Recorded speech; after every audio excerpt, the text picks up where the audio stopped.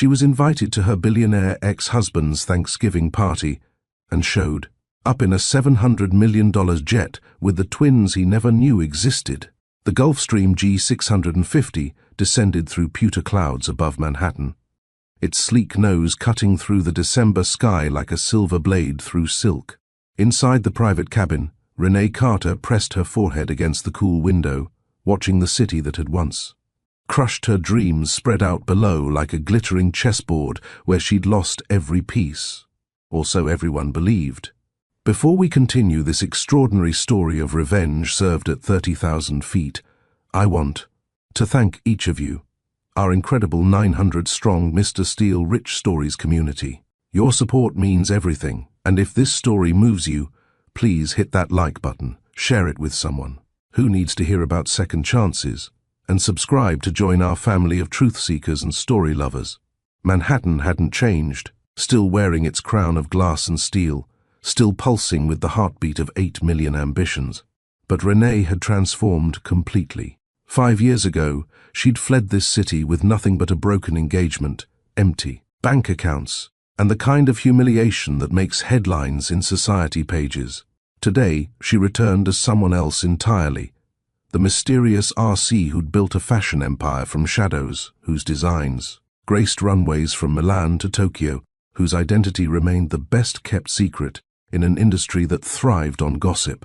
The invitation had arrived at her Kyoto office 3 weeks ago, delivered on ivory cardstock so thick it felt like destiny itself.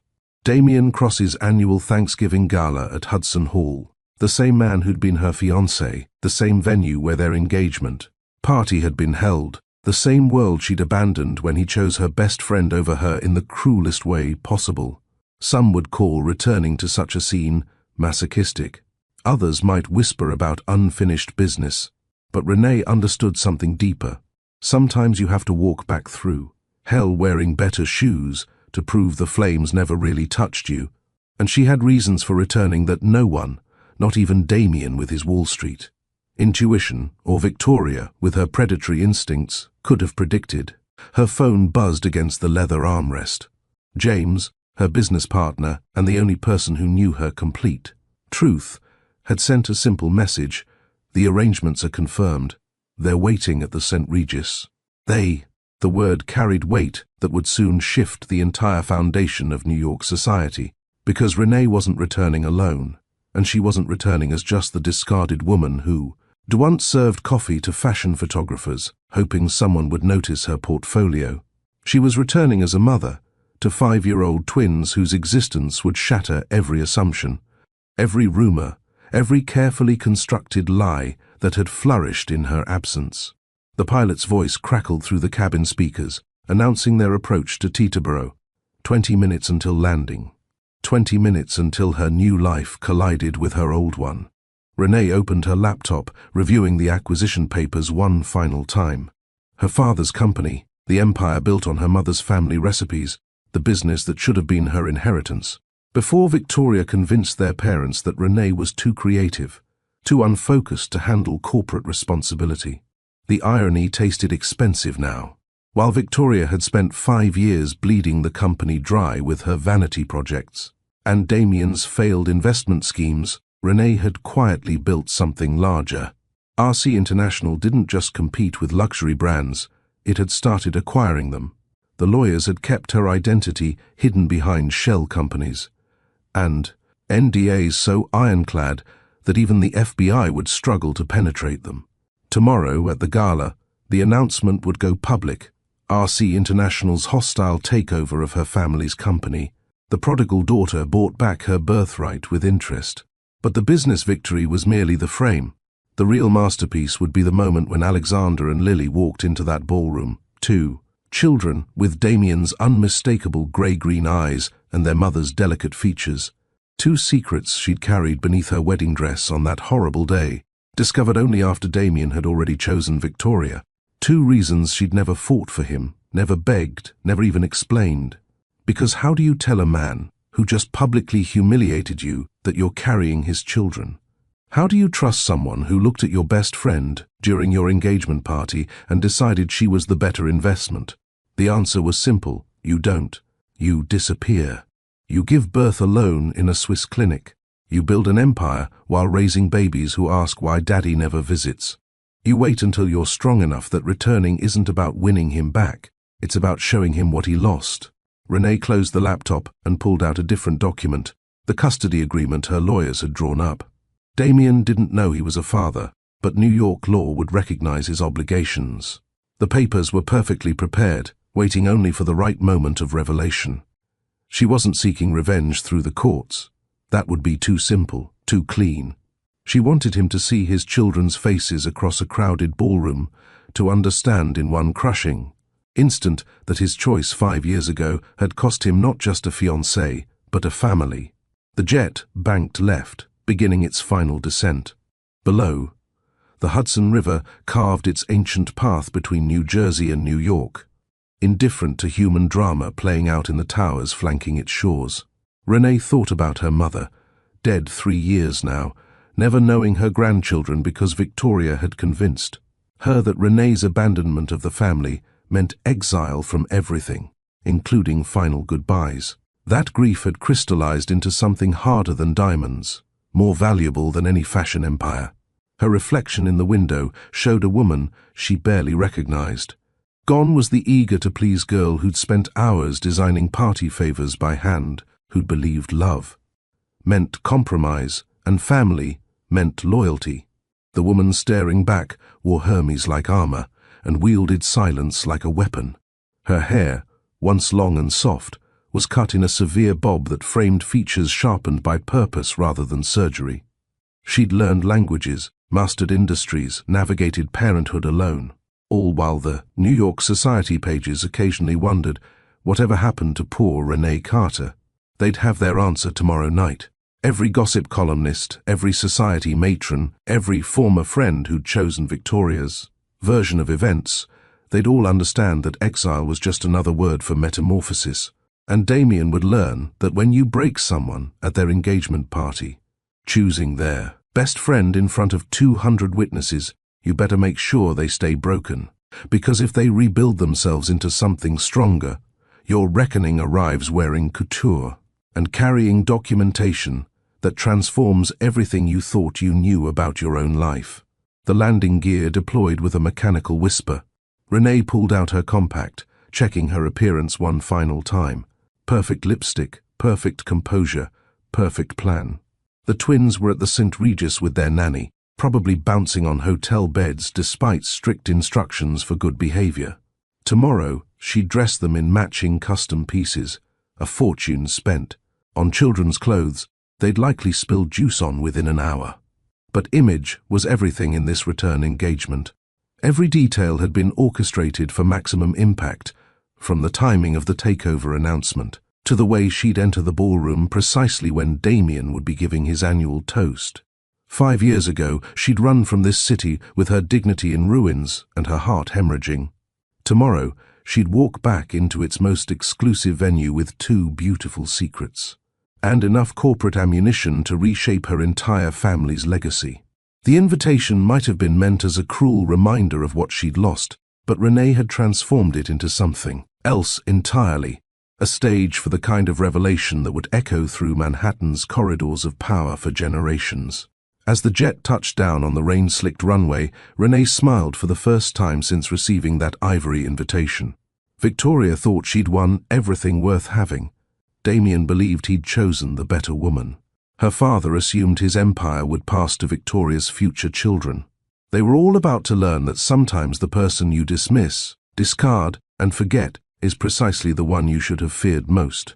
Because Renee Carter hadn't spent 5 years healing, she'd spent them becoming someone who didn't need to heal. Someone who transformed wounds into wealth, betrayal into billions, and abandonment into an advantage so complete that by the time her enemies recognized the threat, she'd already won. The engines powered down. Outside, a black Bentley waited in the private hangar, ready to carry her back into the life she'd once fled. But this time, she wasn't returning as Renee Carter, the discarded fiancée. She was returning as something far more dangerous, a mother with nothing left to lose and everything already gained. Tomorrow would bring tears certainly, shattered champagne flutes probably, Damien's world imploding, definitely. But tonight she would tuck her children into bed at the St. Regis, order room service champagne, and watch the city lights from a suite that cost more per night than she'd once made in a month.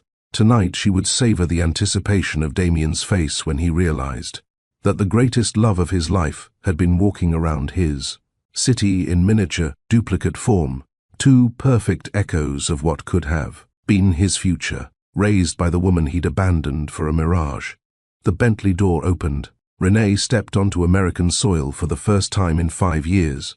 The city that broke her was about to learn what she'd built from the pieces. She settled into the leather seats, the door closing with the kind of solid thunk that only German engineering and excessive wealth could produce. The driver, a professional who'd been briefed to expect silence, pulled smoothly onto the private road that would take them from Teterboro into Manhattan proper. Renee allowed herself to close her eyes for just a moment, centering herself before the storm. The twins would be awake when she arrived. Elena never could get them to sleep.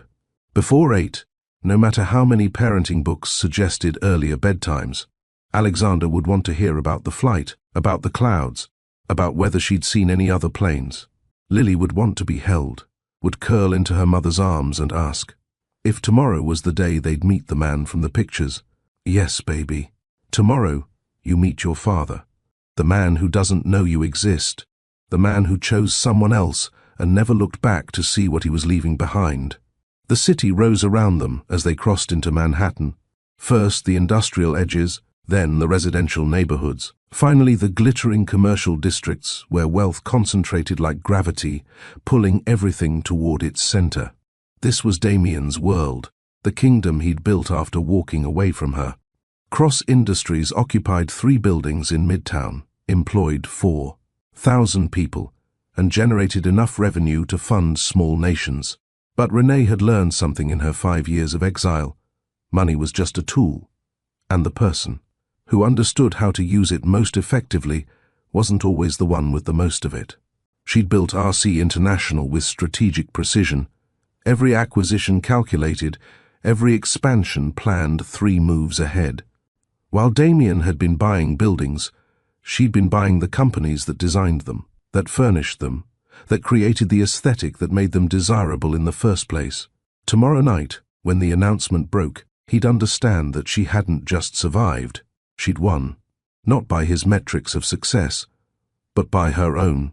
She'd created something beautiful and powerful and entirely hers, something that no one could take away, because it existed in her vision, her talent, her refusal to let heartbreak define her limitations. The St. Regis emerged from the Manhattan landscape like a cathedral to old money, its facade promising discretion and luxury in equal measure. The Bentley pulled smoothly to the entrance where a doorman appeared instantly, opening her door with practiced grace. "Miss Carter, welcome back to New York."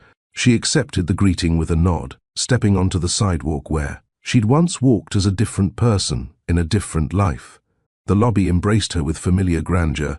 She'd stayed here before, years ago, when Damien had brought her to the city for the first time, when everything had seemed possible and love had felt like the only empire worth building. How naive she'd been. How beautifully, destructively naive. The elevator carried her to the suite where her real treasures waited. She could hear them before the door even opened. Alexander's excited voice explaining something with the intensity only 5-year-olds brought to subjects they found fascinating, Lily's occasional interjections adding details her brother had forgotten. Elena opened the door, her face creasing into the smile reserved for people she genuinely loved, rather than merely tolerated. "They've been asking about you every 10 minutes. I tried to explain that planes take time, but patience isn't their strongest quality. They get that from their father," Renee said, then stopped, surprised she'd said it out loud. Elena's expression shifted to something knowing and sad. "Tomorrow, then." Tomorrow.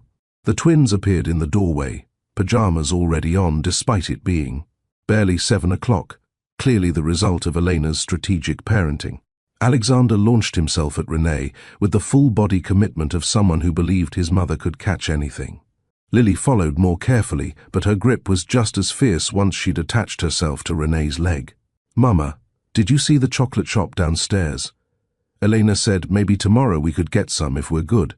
"We're being so good, Mama. The best good ever." Renee knelt down, gathering both children close, breathing in the scent of hotel shampoo and the specific sweetness that belonged only to her babies. This was what mattered, not tomorrow's revelations or business victories, or the look on Damien's face when he realized what he'd lost. Just this, two small humans who loved her absolutely, who'd given her purpose when purpose seemed impossible to find. "You're always good," she whispered into their hair. "Tomorrow's going to be a big day. Are you ready? We get to wear our fancy clothes," Lily said seriously, "and meet lots of people, and be very polite even when we're bored. And we get to meet him," Alexander added, his voice dropping slightly. "The daddy who didn't know about us." The simplification was both accurate and heartbreaking. Renee pulled back, looking at her son's face.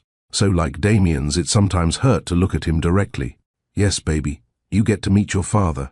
And remember what we talked about? He might be happy, or he might be scared, or he might be lots of things all at once," Alexander recited. "And we're supposed to let him feel his feelings while we feel ours." 5 years old, quoting the child psychologist Renee, had consulted for 3 months before deciding to return to New York. 5 years old, preparing to meet a father who'd never read him a bedtime story, or checked for monsters under his bed, or taught him to tie his shoes. But that was going to change. One way or another, after tomorrow, Damien Cross would know his children existed. And then he'd have to decide what kind of father he wanted to be, the absent kind, or the kind who showed up late, but showed up fighting to make up for lost time. Renee spent the rest of the evening in the particular chaos that only small children could create in expensive hotel rooms. There were baths and stories and negotiations about how many more minutes until lights out. There was Alexander's detailed analysis of every plane he'd seen from the window, and Lily's fashion critique of the curtains, which she declared pretty but impractical because they don't block enough light for good sleeping. Finally, mercifully, they slept. Renee stood in the doorway of their bedroom, watching their small chests rise and fall, their faces peaceful in a way that made her throat tight. She'd done this alone for 5 years. Every midnight fever, every nightmare, every milestone celebrated with just Elena and James as witnesses. She'd been enough for them, because she'd had to be enough. But tomorrow, that changed. Tomorrow, their family expanded whether Damien wanted it to or not. Tomorrow, the truth came out, and nothing would ever be the same again. Renee returned to the living room where Elena sat with tea, waiting. The older woman had been with her since the twins were 6 months old, had seen Renee at her worst, and loved her anyway, had become the grandmother these children deserved even without blood connection. "Are you sure about this?" Elena asked quietly. "It's not too late to turn around. Go home. Keep your peace." "I'm sure," Renee replied, though sure felt like too small a word for the complex certainty driving her forward. "He deserves to know. They deserve to know him. And I deserve to stop carrying this secret like it's something shameful instead of the best thing that ever happened to me." Elena nodded, accepting the answer even if she didn't entirely agree with it. "Then I'll be here. For whatever you need, for whatever happens. Those babies are mine too, in all the ways that matter." "I know," Renee said, and meant it with every fiber of her being. Later, alone in her own room, Renee stood at the window watching Manhattan glitter below. Somewhere out there, Damien was probably in his office, working late because that's what he did, what he'd always done. Work had been his first love, his truest commitment. She'd been foolish to think she could compete with that devotion. But their children, they were half him, carried his DNA whether he acknowledged it or not. Maybe they'd be the thing that finally taught him there were prizes in life. That couldn't be won through hostile takeovers and strategic acquisitions. Maybe they'd break through the armor he wore and find the man she'd once loved underneath. Or maybe not. Maybe he'd look at them and see only complication, only obligation, only the disruption of the carefully controlled life he'd built in her absence. Either way, she'd know. After tomorrow, she'd finally know what kind of man she'd loved. What kind of father her children had, What kind of future they were all walking into. Renee climbed into bed, setting her alarm for early. She'd need time to prepare, to dress, to transform herself into the version of Renee Carter that could walk into that gala and change everything. The city hummed beyond her window, 8 million people living their lives, unaware that tomorrow at Hudson Hall a story would conclude and begin simultaneously. A woman would face the man who broke her. A father would meet the children he never knew existed. And a truth 5 years in the keeping would finally be told. Sleep came slowly, but when it did, Renee dreamed of runways and ballrooms, of twins in matching clothes, of a man's face transforming from shock to wonder to something that might, eventually, become love. Tomorrow would tell her if dreams and reality could ever occupy the same space. Tomorrow would change everything. The first winter in Denver nearly killed her, not metaphorically, but literally. 7 months pregnant with twins, Renee had arrived at Union Station with 2 suitcases and a bank account that wouldn't survive past month's end. The rental car's heater had died somewhere outside Aurora, and she'd driven the last 40 miles wrapped in every piece of clothing she owned, her belly pressed against the steering wheel, tears freezing on her cheeks before they could fall. That was the night she'd fled New York, the engagement party still ringing. In her ears, Damien's speech about finding the one while looking at Victoria instead of her, the gasps from the crowd, the way her best friend had smiled like she'd won a prize she'd been competing for all along. Renee had left before the cake was even cut, before the official announcement, before she had to watch him slip a ring on Victoria's finger in front of everyone they knew. 3 days earlier, she'd taken a pregnancy test in his penthouse bathroom. 2 pink lines, then another test, then a third, because surely the universe couldn't be that cruel to give her his children right before he chose someone else. But the universe didn't operate on fairness, and by the time she'd confirmed, with a doctor that yes, twins, yes, healthy, yes, approximately 6 weeks along, Damien had already made his choice clear in 1,000 small ways that added up to one devastating truth. He loved Victoria, not her. So Renee had done the only thing that made sense to a woman whose entire world had just collapsed. She'd run. Denver in January was brutal. The garage apartment in Highlands Ranch had been advertised as a cozy mountain retreat. Translation: 400 square feet with pipes that screamed at 3 in the morning and a landlord who considered heating an optional luxury. Renee had paid the deposit with cash from selling her engagement ring, not the one Damien had given her because he'd never actually gotten that far, but the promise ring from years earlier, when love had still felt possible. Those first weeks she'd survived on instant ramen and stubbornness, too proud to call her parents, too broken to admit that. Victoria had been right about one thing. She really had no idea how to survive without the safety net of family money. The trust fund she'd always had access to was suddenly frozen. Her father, his lawyers citing family concerns about her erratic behavior, Victoria's influence, obviously, poisoning even that last resource. The public clinic in Commerce City became her second home. Surrounded by other women whose circumstances had brought them to free healthcare, Renee learned. That humility came in plastic chairs under lights that made everyone look exhausted. The nurse practitioner, a woman named Dolores with hands that had delivered half of North Denver, took one look at Renee, his designer bag, the last luxury item she hadn't sold, and said, "Honey, that purse isn't going to raise those babies. You got a plan?" A plan.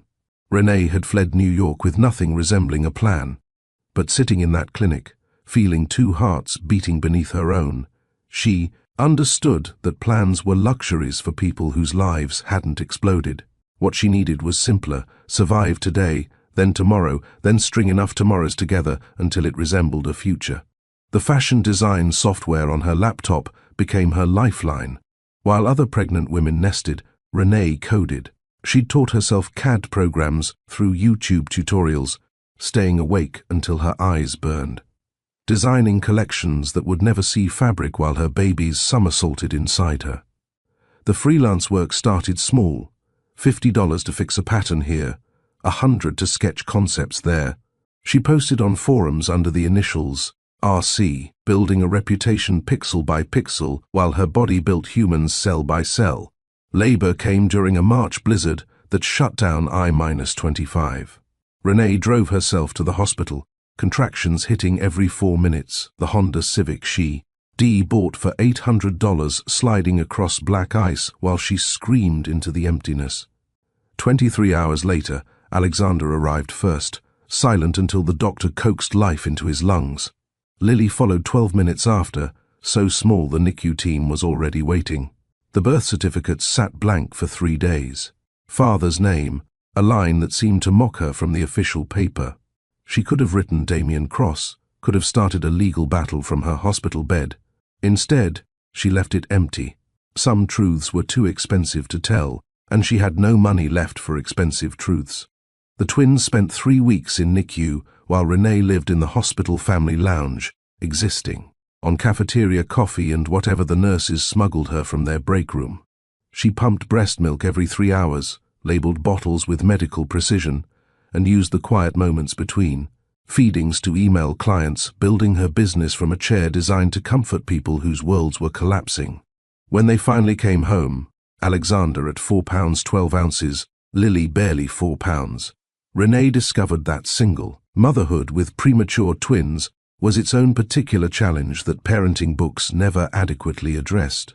They ate every 2 hours, tag-teaming their hunger, so she never slept more than 45 minutes at a time. The garage apartment's thin walls meant every cry echoed to neighbors who left passive-aggressive notes about consideration for working people. She developed systems born of desperation. Design work happened during the 4 in the morning feeding when the twins dozed against her chest in their discount bouncy chairs. Client calls were scheduled during their one predictable nap, white noise machines creating a sound barrier she prayed would hold. She wore the same milk-stained shirt for 3 days straight, learned to type one-handed while bottle, feeding, and discovered that dry shampoo could extend hair washing to a once-weekly luxury. The breakthrough came 6 months later, through pure accident.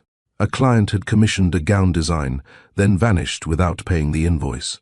Furious and exhausted, Renee posted the design on Instagram at 2 in the morning, tagged every fashion influencer she could think of, and passed. Out with both babies in her bed, a co-sleeping arrangement every pediatrician warned against, but which remained the only way anyone slept at all.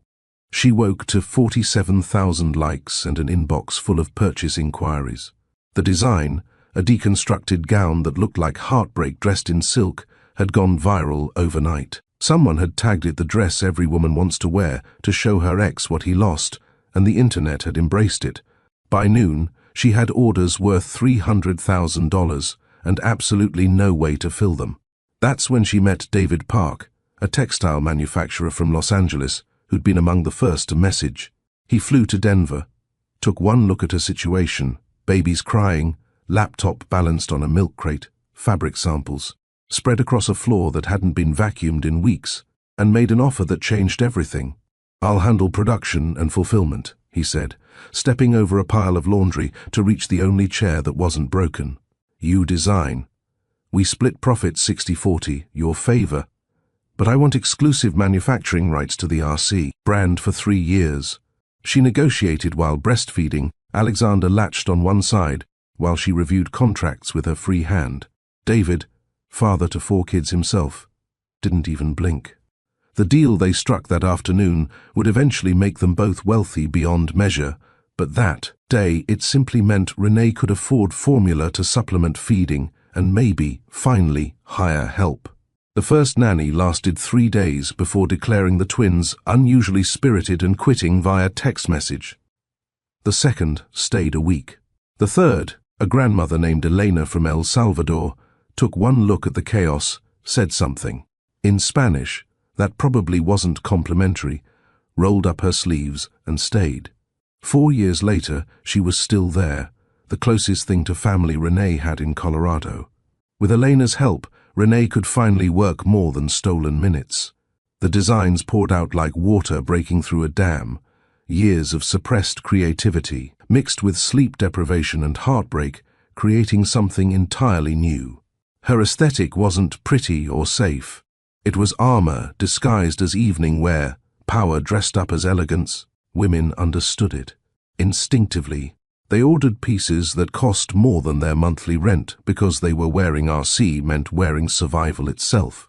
The first million came 18 months after the twins were born. Renee stared at the bank balance for 20 minutes, certain it was an error. When the reality settled, she didn't celebrate with champagne or expensive dinners. She hired a better lawyer, incorporated properly, and moved to a 2-bedroom apartment where the heating worked consistently. Luxury was relative. Hot water that didn't run out mid-shower felt like winning the lottery. Year 2 brought corporate interest. Neiman Marcus wanted exclusive pieces. Bergdorf Goodman requested a private showing. Renee flew to meetings with breast milk stored in hotel freezers, conducting million-dollar negotiations while secretly Googling whether the twins' developmental milestones were normal. Alexander had started walking at 10 months, running by 11, climbing everything by his first birthday. Lily, smaller and quieter, didn't walk until 14 months, but spoke incomplete. Sentences by 18 months, narrating their lives with startling clarity. "Mama works" became Lily's favorite phrase, usually said while pointing at Renee hunched over her laptop at 11 at night. It was accusation and observation combined, a toddler's way of marking absence even in presence. The guilt ate at her worse than exhaustion. Every trip to New York or Los Angeles meant leaving them with Elena, returning to accusations disguised as tantrums. Alexander would ignore her for hours after she came back, punishing her with the cold shoulder only a toddler could perfect. Lily would cling like static, afraid to let go in case Mama disappeared again. But the business grew regardless, feeding on her desperation to provide everything Damien's absence had stolen. Private preschool tuition that cost more than her former annual salary. Health insurance that covered everything without questions. A college fund that would let them choose any university without checking price tags. She was building them a fortress made of money, each dollar a brick between them and the vulnerability she'd experienced. Year 3 brought the kind of success that required infrastructure. RC International incorporated in Delaware for tax purposes, with offices in Denver, Los Angeles, and eventually Milan. Renee hired aggressively, young designers who reminded her of herself before Damien, hungry and talented and willing to work passionate hours for a chance at greatness. She paid them fairly, remembering her own years of unpaid internships, and created the kind of mentorship she'd never received. The twins grew alongside the empire. Alexander, with his father's sharp features and his mother's determination, became obsessed with numbers, counting everything, arranging toys in perfect patterns, solving puzzles meant for children twice his age. Lily, delicate as her name suggested but tough as Colorado winters, developed an eye for color that was almost supernatural. At 3, she could identify fabric quality by touch alone. They never asked about their father initially. Elena and Renee were their world, complete and sufficient. But as they approached 4, the questions started. Why didn't they have a daddy like kids at school? Why was their family smaller than everyone else's? Renee had practiced answers that were truthful without being cruel, but nothing prepared her for Alexander's matter-of-fact declaration one evening: "Daddy didn't want us, so we don't need him." She'd cried that night after they were asleep, grieving for the simplicity they'd lost before they'd ever had it. But by morning, she'd transformed that grief into determination. They were right. They didn't need Damien. They had each other. They had Elena. They had a life built on their mother's refusal to let heartbreak be their inheritance. Year 4 brought acquisition offers. Luxury conglomerates circled like sharks, smelling blood in the water of independent success. LVMH offered $500 million. Kering countered with $750 million plus a board seat. Renee refused them all, building instead through strategic purchases of struggling brands she could revive. The fashion press called her the mystery magnate, this RC who appeared at numbers parties, gave no interviews, existed only in the clothes that bore her initials. The Colorado house came that year, 6 bedrooms overlooking red rocks, with a studio where she could work while the twins played in the pool.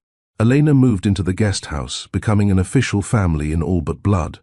They created their own traditions, Sunday pancakes where flour covered every surface, Tuesday movie nights, where they all piled into Renee's bed, Friday art projects that usually ended with paint in someone's hair. It was during one of those art sessions that the invitation arrived, forwarded from her office to her home. The ivory envelope sat on her kitchen counter like a grenade with the pin pulled. Alexander had grabbed it first, recognizing letters but not words yet, asking, "What's this, Mama?" She'd read it while Lily painted her brother's face with washable markers, an activity that was definitely going to end in tears, but which bought her 30 seconds of stillness. Damien Cross's 5th annual Thanksgiving Gala. Hudson Hall. Black tie preferred. The audacity of it stole her breath. That they'd tracked down her address. That they'd included her, like she was just another potential guest who might want to celebrate his success. But there was more. A handwritten note on heavy cardstock, Damien's distinctive handwriting, that she'd once loved seeing on birthday cards and random love notes. Renee, I've heard whispers about RC International and recently confirmed my suspicions about the brilliant mind behind the brand. It would mean a great deal to me if you'd attend. There are things left, unsaid between us, and perhaps this could be an opportunity for closure, or conversation, or whatever you'd be willing to grant. I think of you often, and wonder if you've found the happiness you deserved. D. Elena found her an hour later, sitting on the bathroom floor while the twins napped, invitation crumpled in her fist. The older woman said nothing, just sat beside her on the cold tile, waiting. Finally, Renee spoke. He wants closure. He thinks he can invite me to his party and tie up loose ends like I'm a business deal. He forgot to finalize. So don't go, Elena said simply. I have to, Renee replied, though she couldn't fully explain why yet. The obligation felt cellular, like returning to the scene of an accident to finally understand the physics of collision. He needs to know about them. They deserve to know him, and I deserve to stop carrying this secret like it's something shameful instead of the best thing that ever happened to me.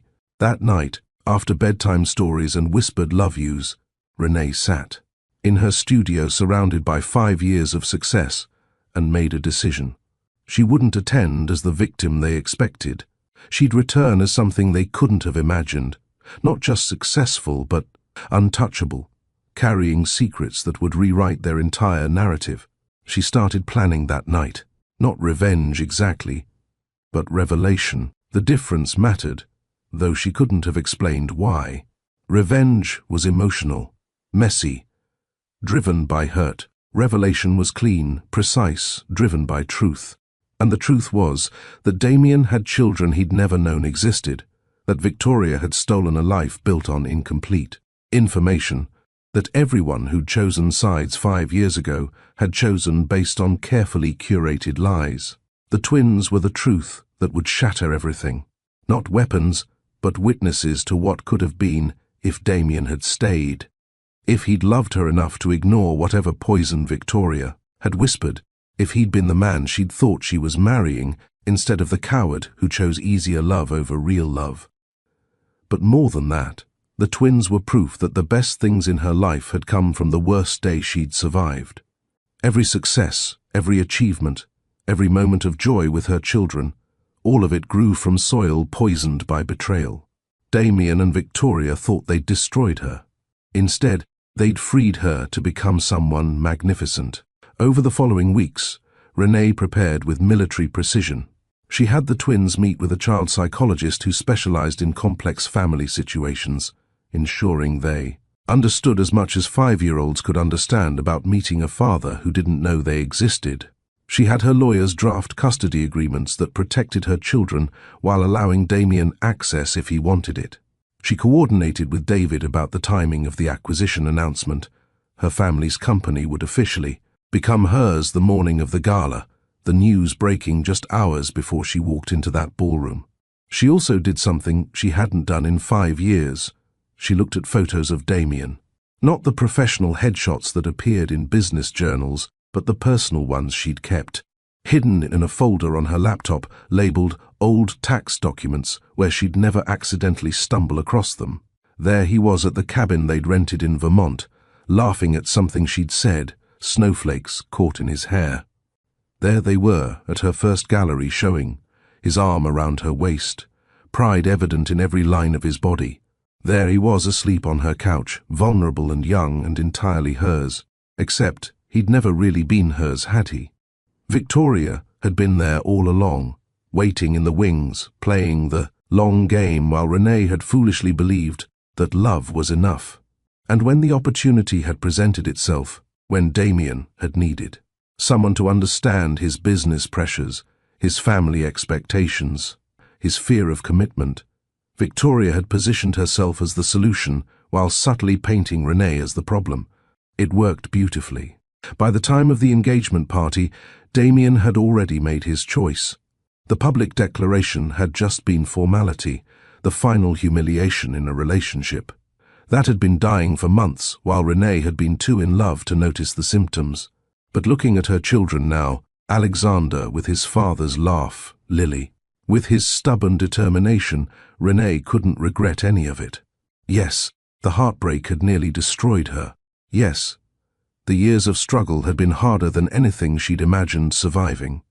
But these two perfect humans existed because of that pain, and she wouldn't trade them for any alternate history where Damien had chosen her and they'd built a different life together.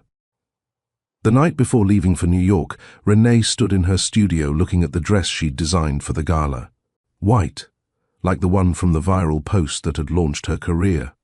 But elevated, silk that cost more per yard than most people spent, on entire outfits, beading that had taken 3 artisans 4 weeks to complete, a silhouette that suggested both strength and grace. She would wear this dress into Damien's world and show him exactly what he'd lost. Not just a talented designer or a loving partner, but the mother of his children, the woman who'd survived his abandonment and built something beautiful from the ruins he'd created. Tomorrow, she'd board that plane.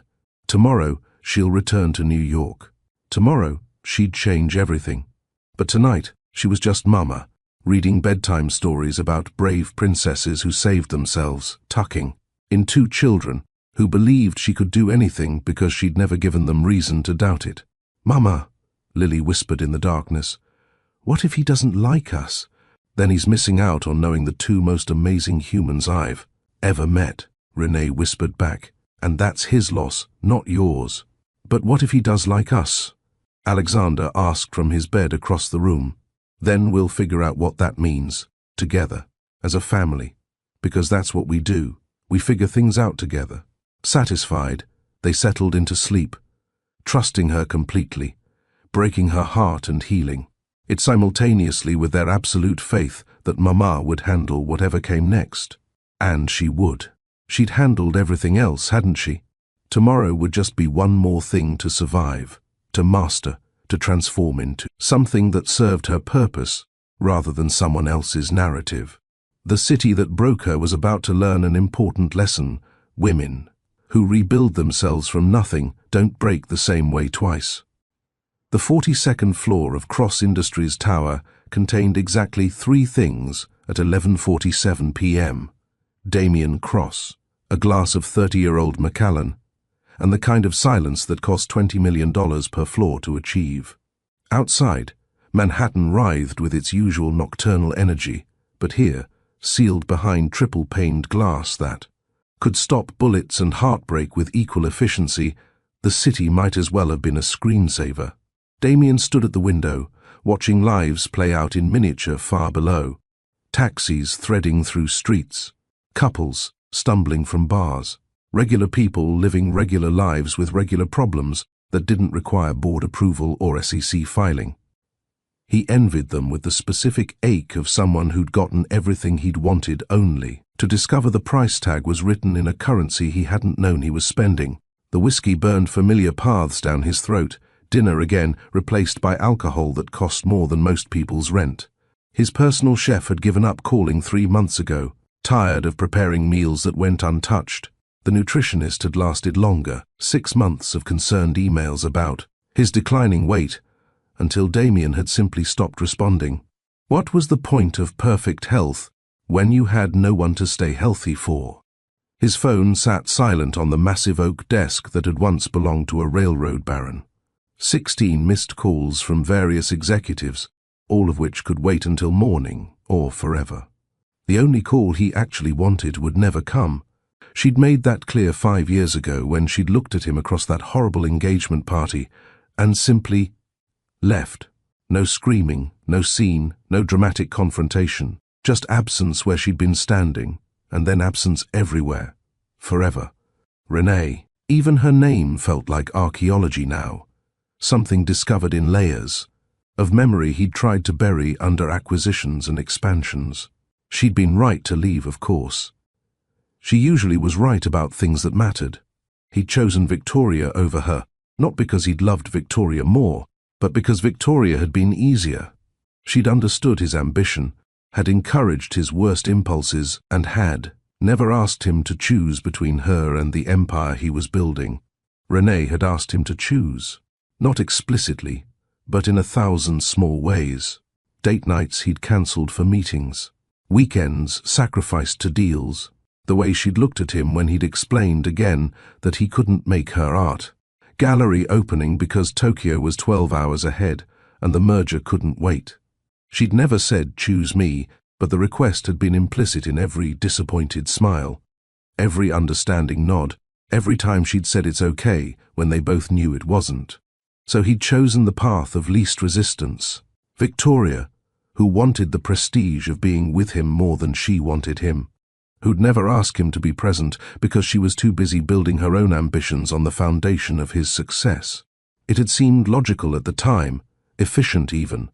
Two people who could coexist, in parallel rather than the messy intersection that real love required.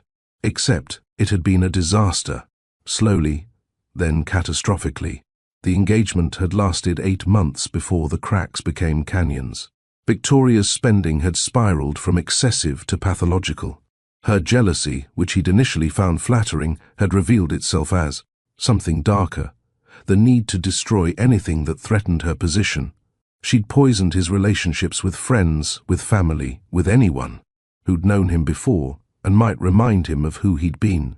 The final straw came when he discovered she'd been systematically sabotaging the family company she'd inherited through her best friend's absence, Renee's family business, the one Victoria had somehow gained control of after Renee had fled. She'd been bleeding it dry deliberately, transferring assets to Shell, companies, running it into the ground not for profit but for spite, because even with Damien, even with everything she'd wanted, Victoria couldn't stand that Renee had built something without her. He'd ended the engagement 2 years ago, quietly, with NDAs and financial settlements that had cost him 8 figures to avoid public scandal.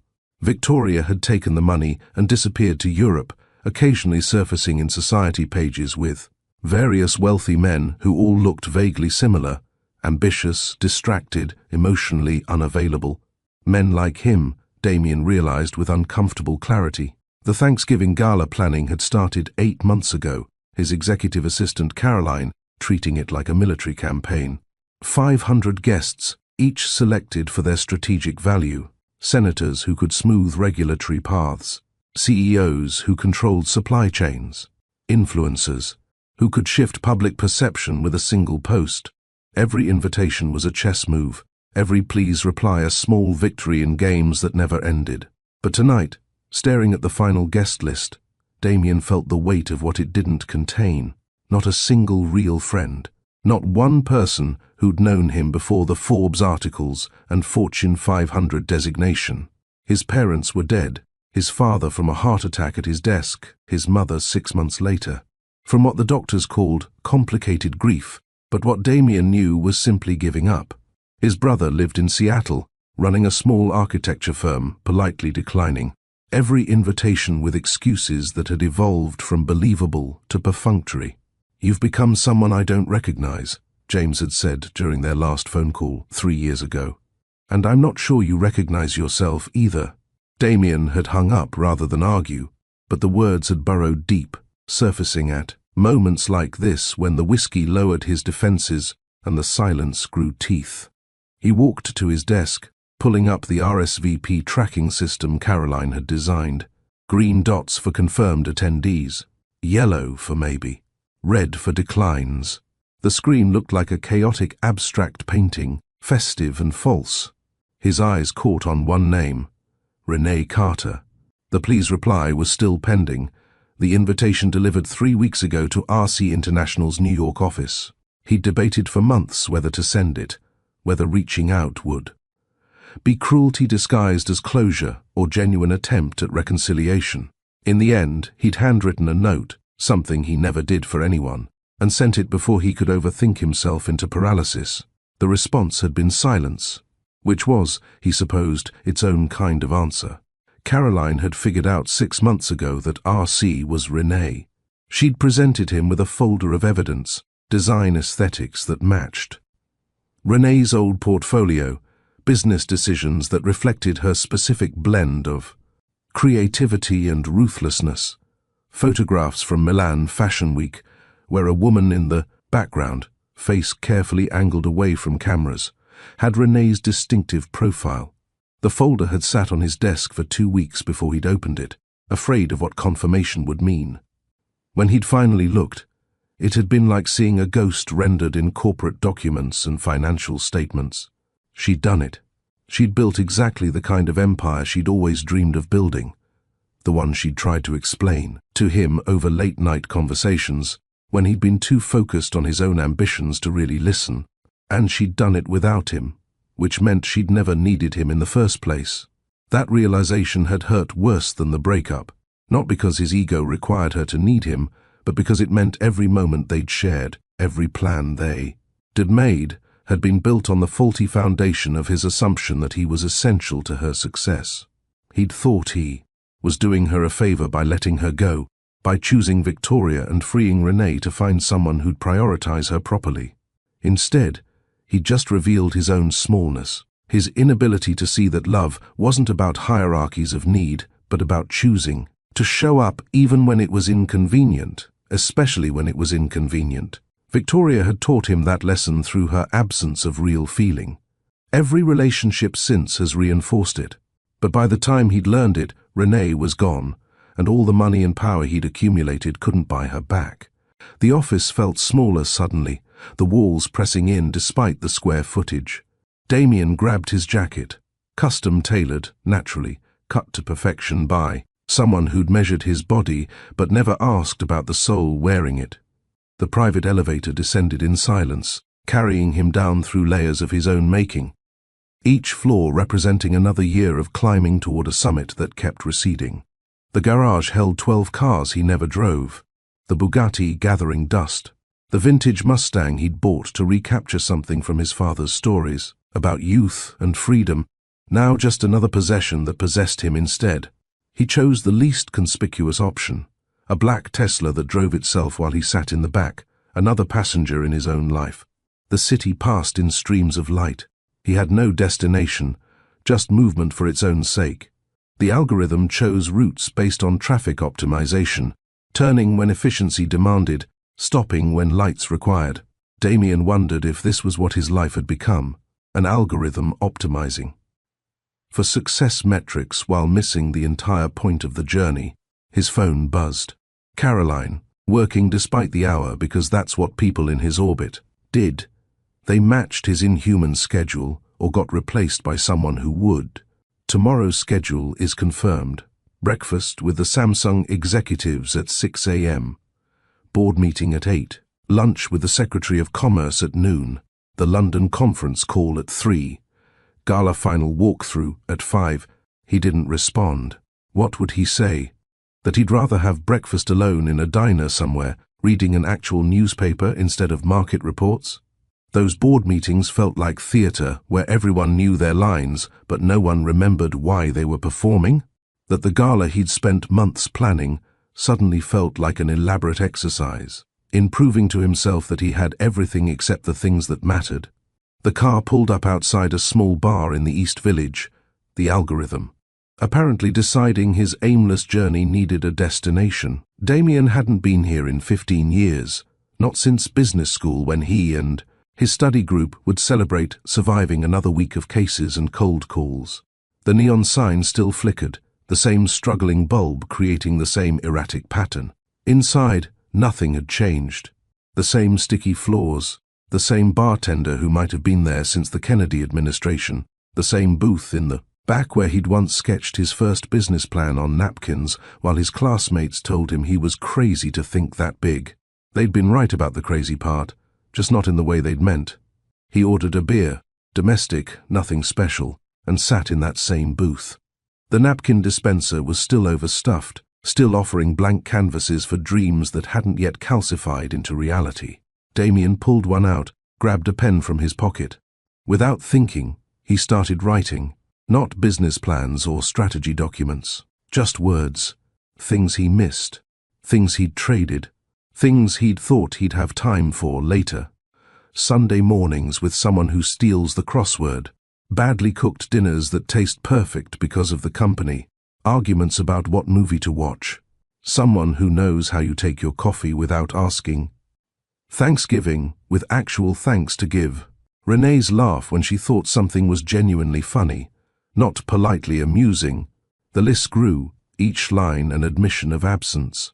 The beer went warm, forgotten. Around him, regular people lived their regular lives, complaining about bosses and bills and bad dates, not knowing that.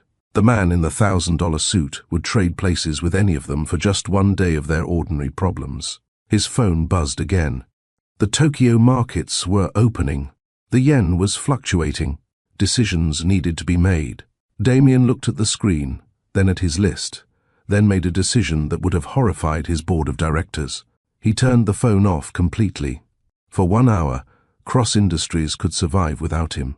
The empire could stand unguarded. The deals could wait.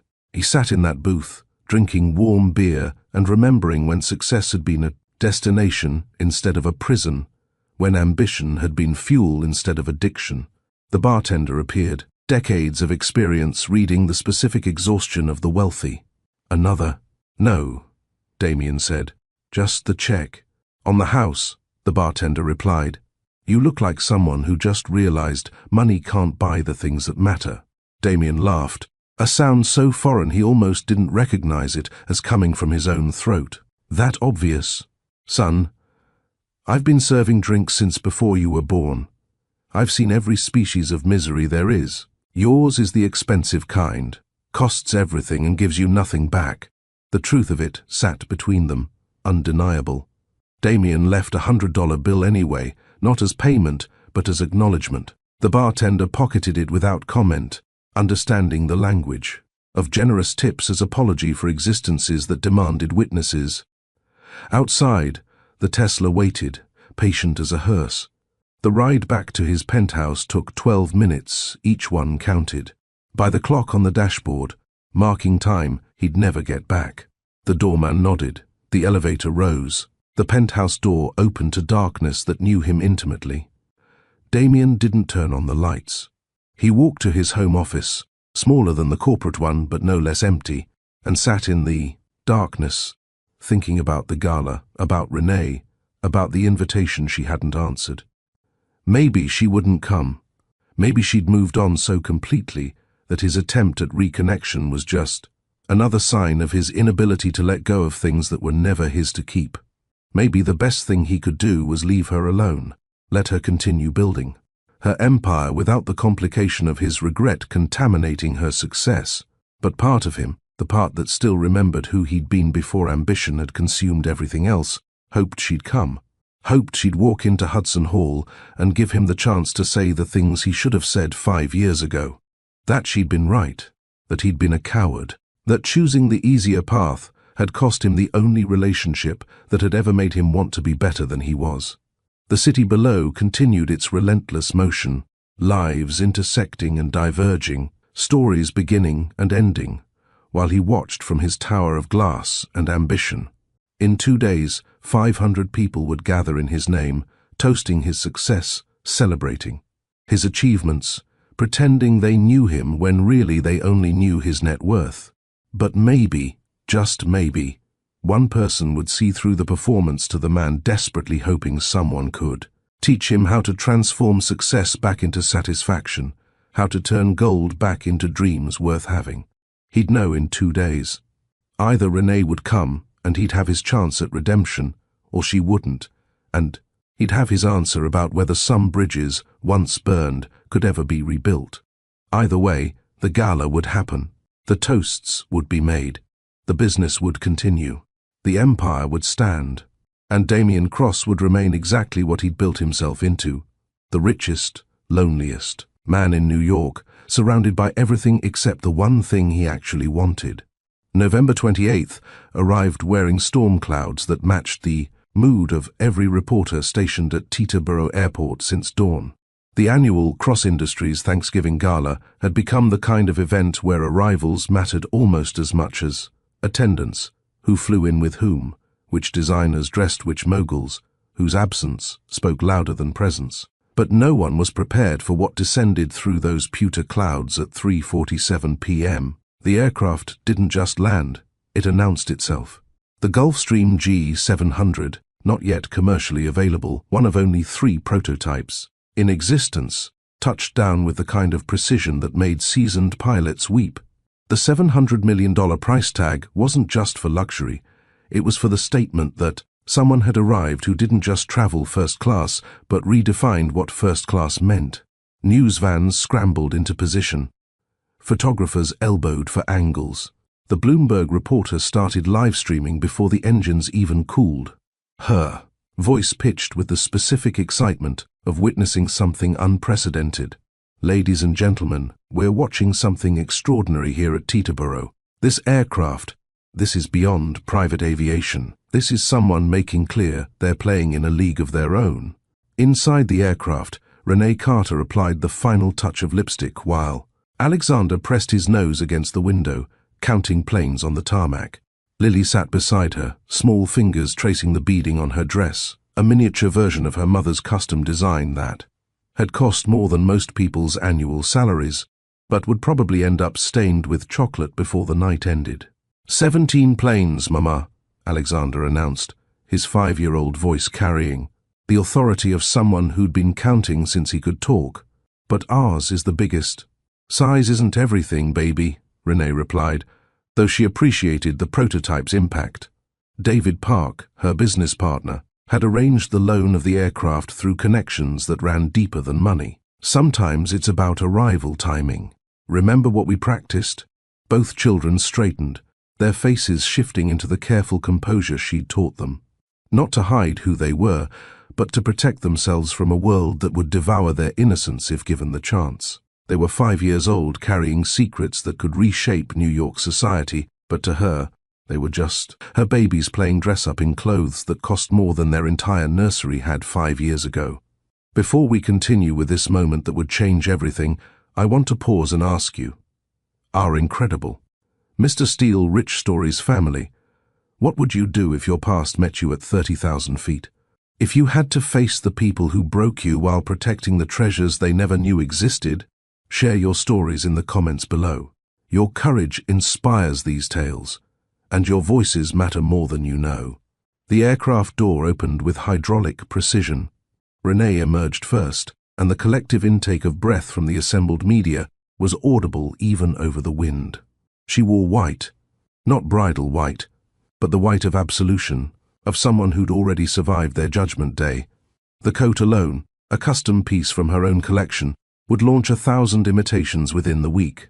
But it was her composure that stunned them most, the way she descended those steps like she was granting an audience rather than making an entrance. Then came the children.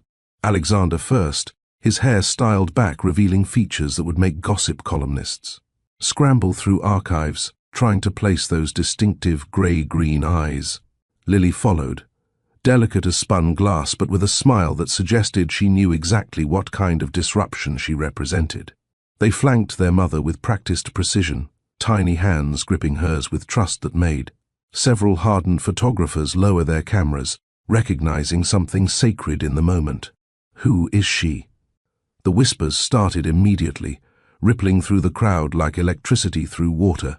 The aircraft registration traced back to shell companies within shell companies.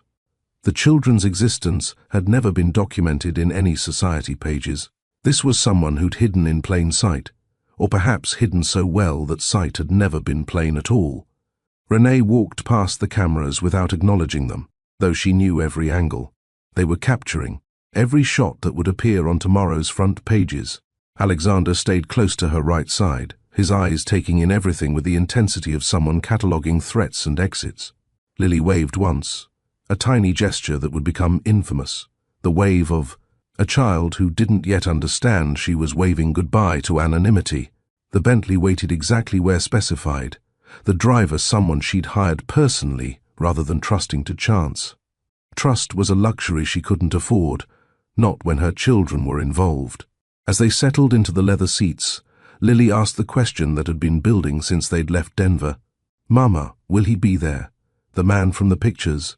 Renee had shown them photos 6 months ago, age-appropriate explanations about why some families looked different than others.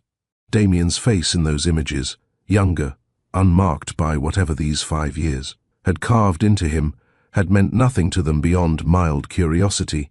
But tonight, that face would be real, would be in the same room, would perhaps finally understand what his choice had cost and created simultaneously. "Yes, baby, he'll be there. Will he want to know us?" Alexander's question carried no hope, just pragmatic assessment from a child who'd learned early that wanting and having occupied different universes. "I don't know," Renee answered honestly. She'd never lied to them about difficult truths, just filtered them through language they could digest. But that's his choice to make, not ours. We're complete with or without him. The drive from Teterboro to Hudson Hall took 40 minutes through pre-holiday, traffic that moved like molasses, despite the police escorts that mysteriously appeared. Another arrangement she hadn't made but suspected came from David's network of people who smoothed paths for those who could afford smooth paths. The children watched Manhattan pass outside their windows, this city that lived in their mother's stories but had never been their reality. Hudson Hall rose from the landscape like something from another era when wealthy men built monuments to their success that would outlast their names. Damien Cross had restored it to its Gilded Age glory, every detail authentic to the period, except for the hidden technology that made it functional for modern events. The parking area already contained a fortune in vehicles. Lamborghinis parked next to Rolls-Royces, Teslas beside classic Ferraris, each one a declaration of its owner's particular flavor of success. But the prototype Gulfstream had already done its work. Every phone inside that hall was buzzing with images, speculation, theories about who had arrived with such spectacular intention. The children's faces had been captured but not yet identified, though several. People were noting the boy's unusual eyes, the girl's distinctive grace. Pieces of a puzzle that would soon create a picture no one was prepared for. Renee helped her children from the car, adjusting Alexander's bow tie, smoothing Lily's hair. They looked like catalogue perfection, but she saw the truth, Alexander's nervous habit of tapping his thumb. Against his fingers, Lily's slight tremble that meant she was overwhelmed but trying to be brave. They were 5 years old, about to walk into a room full of their father's world, and she wondered if she was protecting them or using them. The entrance to Hudson Hall was designed to impress. 30-foot doors that opened onto a foyer that could have housed most people's entire homes. But Renee had walked through grander doors in Milan, Tokyo, Paris. She'd learned that architecture was just dressed up in security, that the bigger the doors, the smaller the man who needed them. Caroline, Damien Cross's assistant, waited just inside, her professional smile faltering slightly at the sight of the children. The guest list hadn't mentioned +2s of this variety, but she recovered quickly, extending a hand that Renee shook with precisely calibrated pressure, firm enough to establish equality, gentle enough to suggest no threat. "Miss Carter, Mr. Cross is delighted you could attend. He asked me to personally ensure you have everything you need." The formality felt appropriate for this choreographed revelation. Renee had built her response carefully, polite, professional, giving nothing away yet. "These are my children," Renee said simply, not offering their names yet. That would come later, when the moment was calibrated for maximum impact. "I trust that won't be a problem?" "Of course not," Caroline replied, though her eyes were already calculating. trying to solve the equation of a fashion mogul mysterious enough to intrigue. Damien Cross arriving with children who looked like they'd stepped out of a luxury advertisement, but whose parentage remained unclear. They were led through corridors lined with actual Rembrandts and Monets, past security so subtle it was almost invisible, toward the main ballroom, where 500 of New York's most powerful were, already 3 drinks deep into conversations that shaped economies. The children walked between them, Alexander's hand in Renee's right, Lily's in her left, a small battalion preparing for battle. The doors to the ballroom were closed, the sound of symphony music and cultured laughter seeping through like promises of the world inside. Renee paused, kneeling down to her children's level, making sure they understood what was about to happen. Remember what we talked about. This is Mama's work, but you're my most important job. If you get scared or tired or just want to leave, you tell me immediately. Nothing in that room matters more than you two feeling safe. They nodded solemnly, and she saw Damien in Alexander's determined jaw, in Lily's lifted chin. Genetics were cruel that way, marking children with the faces of people who'd never read them bedtime stories or checked for monsters under beds. Caroline opened the doors, and the ballroom revealed itself in layers. First the space, overwhelming in its grandeur, crystal chandeliers casting light. That made everyone look like they were filmed through the most expensive filters. Then the people, faces Renee recognized from business journals and society pages, from the life she'd once desperately wanted to join. And finally, at the far end of the room, standing alone near the bar with a glass of champagne he wasn't drinking, was Damien Cross. 5 years had changed him. The boyish energy that had once made her overlook his workaholism had hardened into something more austere. Success suited him the way expensive suits suited mannequins, perfect from a distance, empty up close. He hadn't seen her yet. The room was too full, the entrance too subtle. But that would change. Victoria was nowhere visible, a detail that surprised Renee. She'd expected them to be together, expected to have to face both betrayals simultaneously. The absence felt like a missing piece in a puzzle she'd spent 5 years assembling. Renee would circle the room first, let the children be noticed, let whispers build into waves.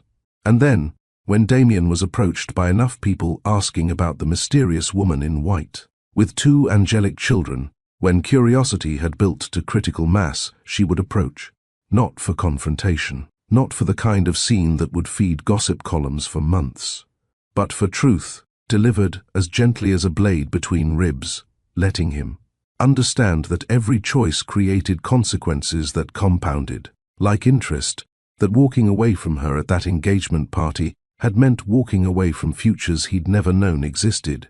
Alexander tugged her hand, pulling her from her strategic planning back to the immediate present. "Mama, there's a chocolate fountain."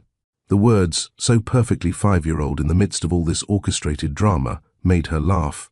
Real laughter, not the practiced society version she'd perfected, but the kind that came from recognizing that no matter how much she planned, children would always find the chocolate fountain first.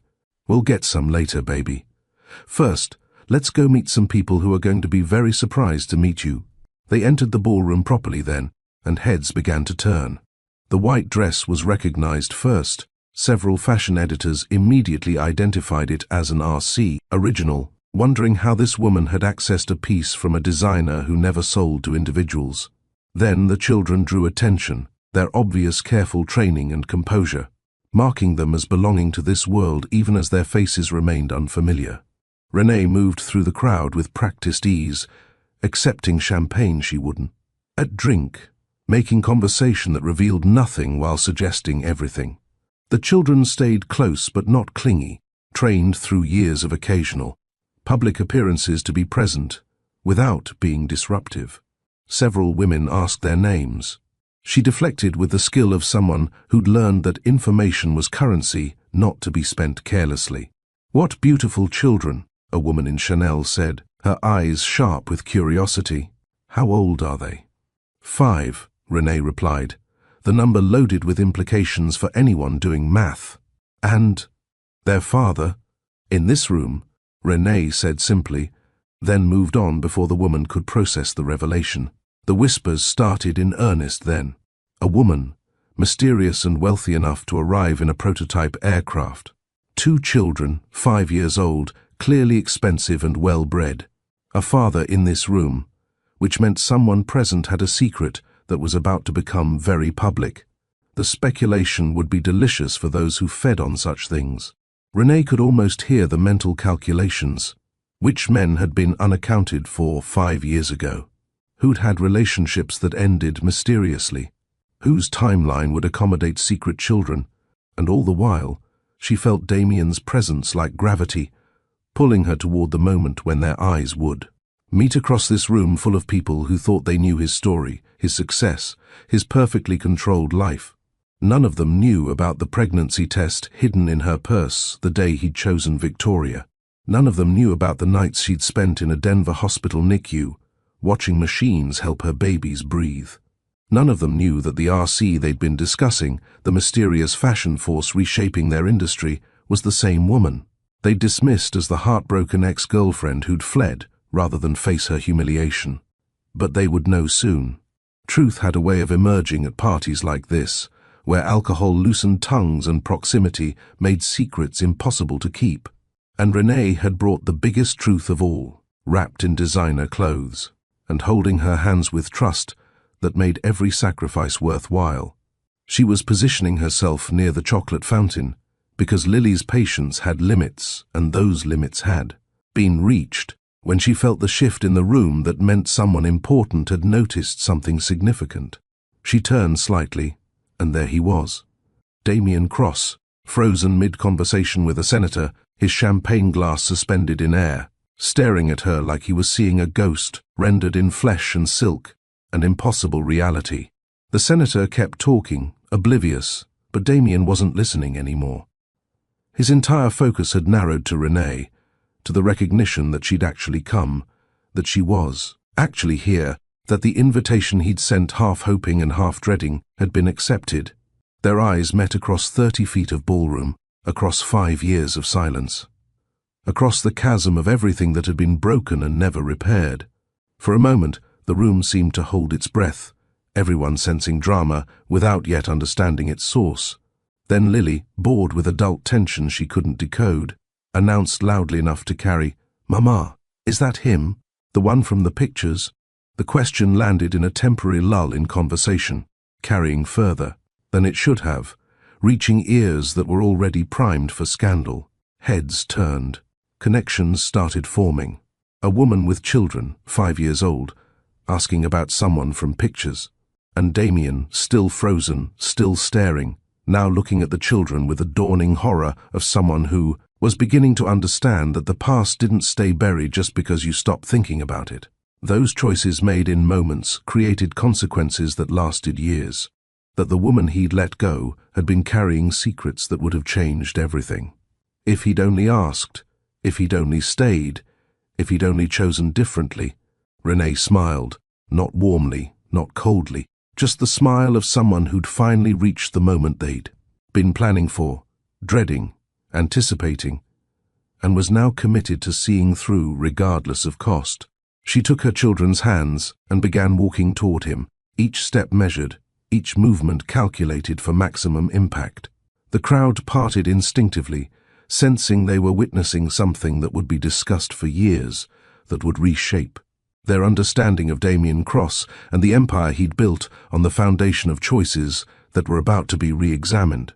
Alexander and Lily walked beside her, perfect and innocent and devastating in their existence, the truth incarnate, about to shatter a man's carefully constructed world.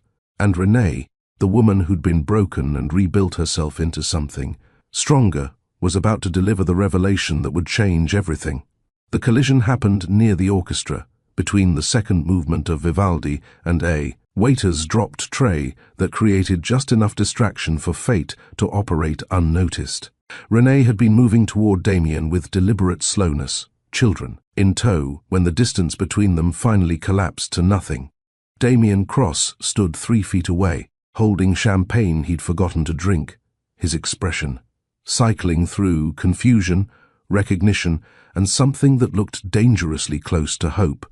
The years had carved themselves into his face, lines around his eyes that spoke of too many screens, too little, sleep, and the specific exhaustion of getting everything you'd wanted except the thing you'd needed.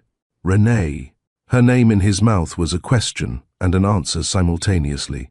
Not a greeting, but a confirmation that she was real, that she'd actually come, that the past 5 years of her absence were ending in this exact moment. His voice carried the weight of everything unsaid, everything that had festered in silence. "Hello, Damien." The simplicity of it belied the earthquake happening beneath. Alexander and Lily stood perfectly still, sensing adult drama with the radar children developed when raised by observant single parents. The orchestra continued playing, waiters continued serving, conversations continued, flowing, but for approximately 10 seconds, the universe contracted to just this: two people who'd known each other before armor became necessary, meeting again after they'd both been forged into weapons. Damien's gaze dropped to the children, and Renee watched him do the math every person in this room would soon be doing. 5 years old. The timeline that would rewrite every assumption about why she'd disappeared, about what had really happened at that engagement party, about why she'd vanished from New York like smoke. His face went through several transformations in rapid succession. Confusion about why she'd brought children to his gala, then careful observation of their features, then the slow, creeping realization that was almost physically painful to witness. The grey-green eyes that mirrored his own, the shape of Alexander's jaw, the way Lily tilted her head when she was thinking, exactly the way he did. "These are my children," Renee said, her voice steady though her pulse hammered traitorously.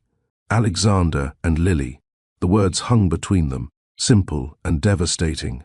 Damien's champagne glass began to shake slightly, the liquid trembling, in concentric circles that betrayed what his face was trying to hide. He set it down on a passing waiter's tray with deliberate care, the kind of careful movement people made when they were afraid they might shatter if they moved too quickly.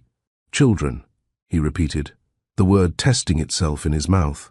His eyes kept moving between Renee and the twins, searching for confirmation or denial, for anything that would make this make sense. Alexander, ever protective of his mother, stepped slightly forward.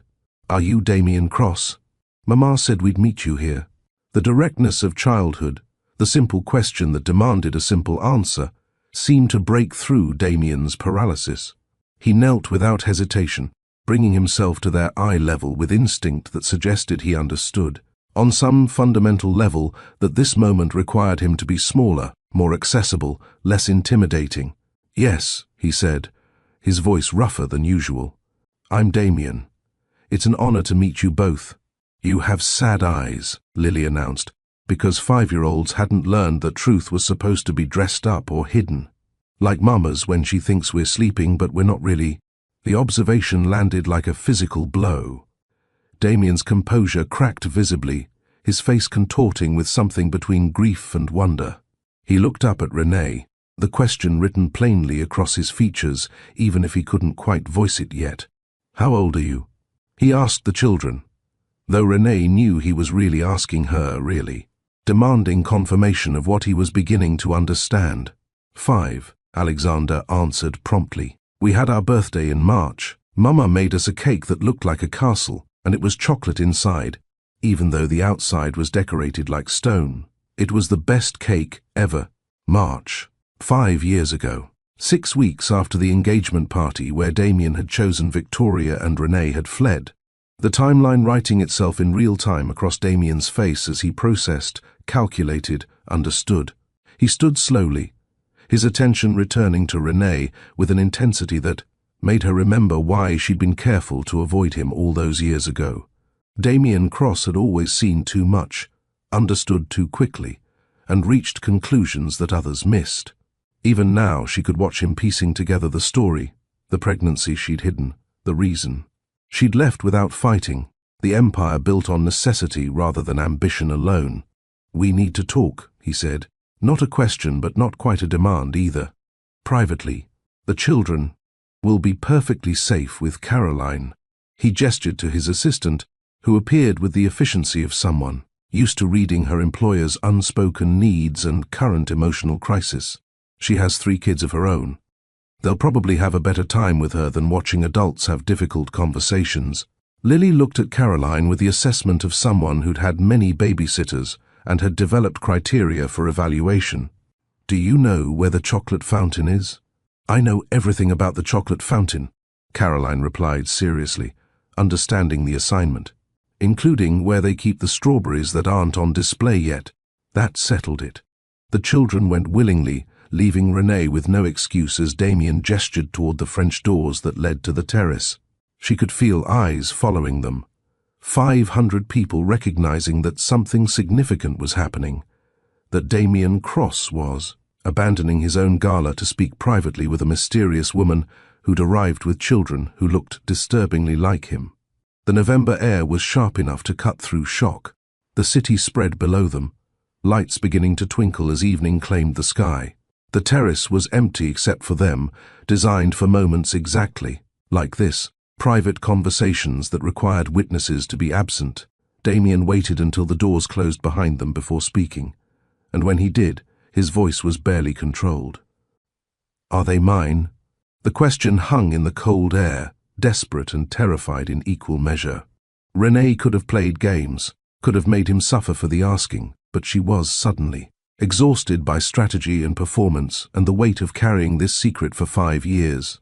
Yes. The single word detonated between them.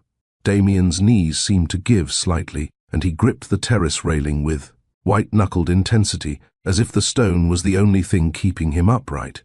His breathing had changed, shorter and sharper, the physical manifestation of a world reorganizing itself around new, impossible information. 5 years, he said. Not quite a question. "You've known for 5 years that I had children, and you never—" He stopped, unable to finish, unable to articulate the magnitude of what he was processing. "I found out 3 days before the engagement party," Renee said, her voice steady despite the tears that threatened. 2 pink lines on a test I took in your penthouse bathroom while you were meeting with Victoria about the party details. I was going to tell you that night, after the party. I had this whole plan about how to share the news, how to celebrate, how to start planning our future as parents." She paused, letting him absorb it, letting the timeline reconstruct itself in his mind. "And then you stood up in front of 200 people and announced that you'd realized Victoria was the one you wanted to spend your life with, that you'd been confused, that you'd made a mistake with me, that you were sorry for wasting my time, but you'd found your real love." The words came out clinical, factual, stripped of the emotion they'd carried for 5 years.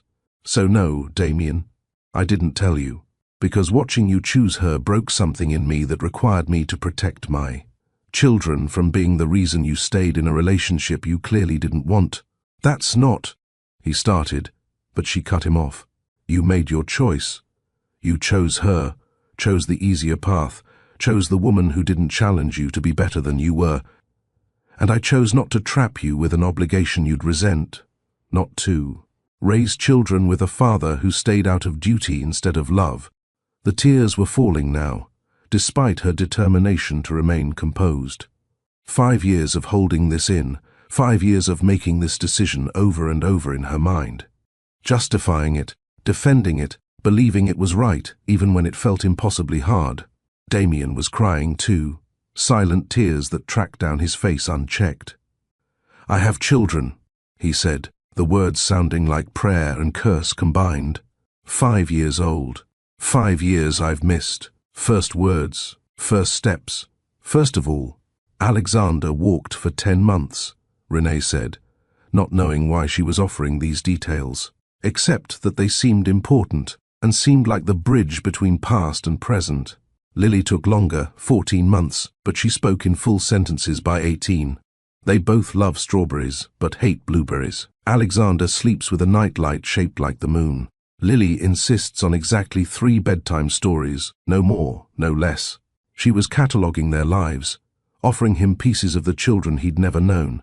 And with each detail, Damien's face crumpled further, the weight of absence crushing him visibly. "Why now?"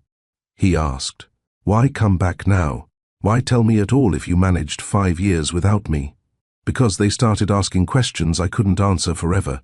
Because they deserve to know their father, even if he doesn't deserve to know them. Because I'm tired of carrying this secret like it's something shameful instead of the best thing that ever happened to me. The honesty was brutal, necessary. They stared at each other across the terrace, across 5 years of silence. Across the chasm of everything that had been broken and never repaired. I ended it with Victoria, Damien said suddenly, the confession tumbling out. 2 years ago, the engagement was a disaster from start to finish. She wasn't. He stopped, laughing bitterly. It doesn't matter what she was or wasn't. I chose wrong. I chose the easiest path instead of the right one, and I've spent 5 years understanding exactly how catastrophically I failed. This isn't about Victoria, Renee said quietly. This is about them, about Alexander and Lily, and what kind of father you want to be now that you know they exist. The question hung between them, fundamental and unavoidable. Damien looked through the glass doors to where the children were visible, laughing with Caroline over something. At the chocolate fountain, completely unaware that outside their entire future was being negotiated. I want to know them, he said, his voice breaking. I want to be their father, if you'll let me. If they'll let me. I know I have no right to ask, no claim to make after abandoning you. You didn't abandon us, Renee interrupted. You never knew we existed. You abandoned me, yes, but them. You can't abandon children you don't know about. The distinction seemed important. The line between what he was guilty of and what he wasn't. Damien absorbed it, nodding slowly. What happens now? He asked. Now we go back inside. Now you meet your children properly, as their father, instead of as a stranger at a party. Now you start showing up, consistently, reliably, proving that you can be what they need instead of just promising it. And you? The question carried weight beyond the immediate logistics. Renee understood what he was really asking, whether there was any possibility of them rebuilding what had been destroyed, of becoming something more than Xiao parents navigating shared custody. I don't know, she said honestly. Right now, I need to focus on them, on making sure this transition doesn't hurt them. Everything else is secondary. Damien nodded, accepting the boundary even as disappointment flickered across his face. Can the first hug you? He asked quietly. Just once, just to... He couldn't finish, couldn't articulate what the gesture would mean. Renee stepped forward, allowing herself to be pulled into his arms for the first time in 5 years. He held her like she was made of glass and grief combined, his face buried in her hair, his whole body shaking with silent sobs that felt like release and devastation braided together. I'm so sorry, he whispered against her hair, for all of it, for not choosing you, for not being there, for missing everything that mattered. I know, she whispered back. I know. They stood like that for a long moment, two people who'd loved each other, once, mourning what had been lost and what could never be recovered. Then Renee pulled back, wiping her eyes, reconstructing the composure that had carried her through the evening. They're waiting, she said, gesturing toward the ballroom. Your children are waiting to meet you properly. The words seemed to steady him. Damien wiped his own face, straightened his jacket, transformed back into the man who commanded boardrooms and built empires. But his eyes remained red-rimmed, his hands still trembling slightly as he opened the terrace doors. The ballroom had continued without them, but the energy had shifted. Everyone knew something significant had happened on that terrace, and the speculation was reaching fever pitch. When Damien and Renee entered together, every conversation paused mid-sentence. Caroline appeared with the children, both of whom had chocolate on their faces and looked deliriously happy. They ran to Renee, then stopped, looking at Damien with new curiosity. Are you our daddy? Lily asked. The question so simple, it made several nearby people gasp audibly. Damien knelt again, eye level with his daughter. Yes, he said, his voice steady despite the tears threatening to fall again. I am. And I'm so sorry I didn't know about you sooner. But I know now, and I'm not going anywhere. Alexander studied him seriously. Mama says being a daddy isn't about biology, it's about showing up. Are you going to show up? Every day, Damien promised. For the rest of my life, I'm going to show up. The children seemed to accept this, their capacity for forgiveness infinite in the way only children could manage. Lily reached out, touching Damien's face with one chocolate-covered hand, leaving a smear across his cheek that would photograph beautifully for tomorrow's society pages. "You can hug us if you want," she said generously. "We give good hugs." Damien pulled them both close, his arms wrapping around his children for the first time, his face a study in wonder and grief and overwhelming love that had nowhere to go but forward. Alexander hugged back fiercely. Lily patted his back like she was comforting him, intuiting that this adult needed gentleness. And Renee stood watching, tears streaming down her face as the family she'd carried alone for 5 years finally included the man who should have been there all along. The room erupted in whispers, in shocked conversations, in the kind of scandal that would dominate every society column for months. But Renee didn't care anymore. The secret was out, the truth was told, and whatever happened next, they'd face it together. All of them. Finally, the silence that followed Damien's embrace of his children lasted exactly 17 seconds. Renee counted, an old habit from when she'd timed contractions alone in a Denver hospital. The ballroom seemed frozen, 500 people suspended between shock and fascination. Watching a drama none of them had anticipated, but all of them would discuss for years. Victoria appeared from nowhere, cutting through the crowd like a shark sensing blood in water. She'd been absent earlier, but now she materialized at the edge of the scene, her face a careful mask that couldn't quite hide the panic beneath. She looked older than Renee remembered, harder somehow, as if the 5 years had worn her down in ways that money and status couldn't repair. "Damien," Victoria said, her voice carrying just enough to reach the immediate circle. "What's going on? Who are these children?" The question was tactical, Renee recognized, asked publicly to force Damien to either lie or reveal the truth in front of witnesses. But Damien didn't flinch. He stood, keeping one hand on Alexander's shoulder, the other on Lily's physically, claiming them in a way that answered Victoria's question without words. "These are my children," he said clearly, his voice carrying across the space that had gone silent to catch every word. "Alexander and Lily. They're 5 years old, and until an hour ago I didn't know they existed." The gasps were audible now, the scandal erupting in real time. Phones appeared from pockets and purses, capturing the moment for social media immortality. The Bloomberg reporter who'd been covering arrivals was frantically typing, live streaming, a scoop that would break every entertainment and business news site within minutes.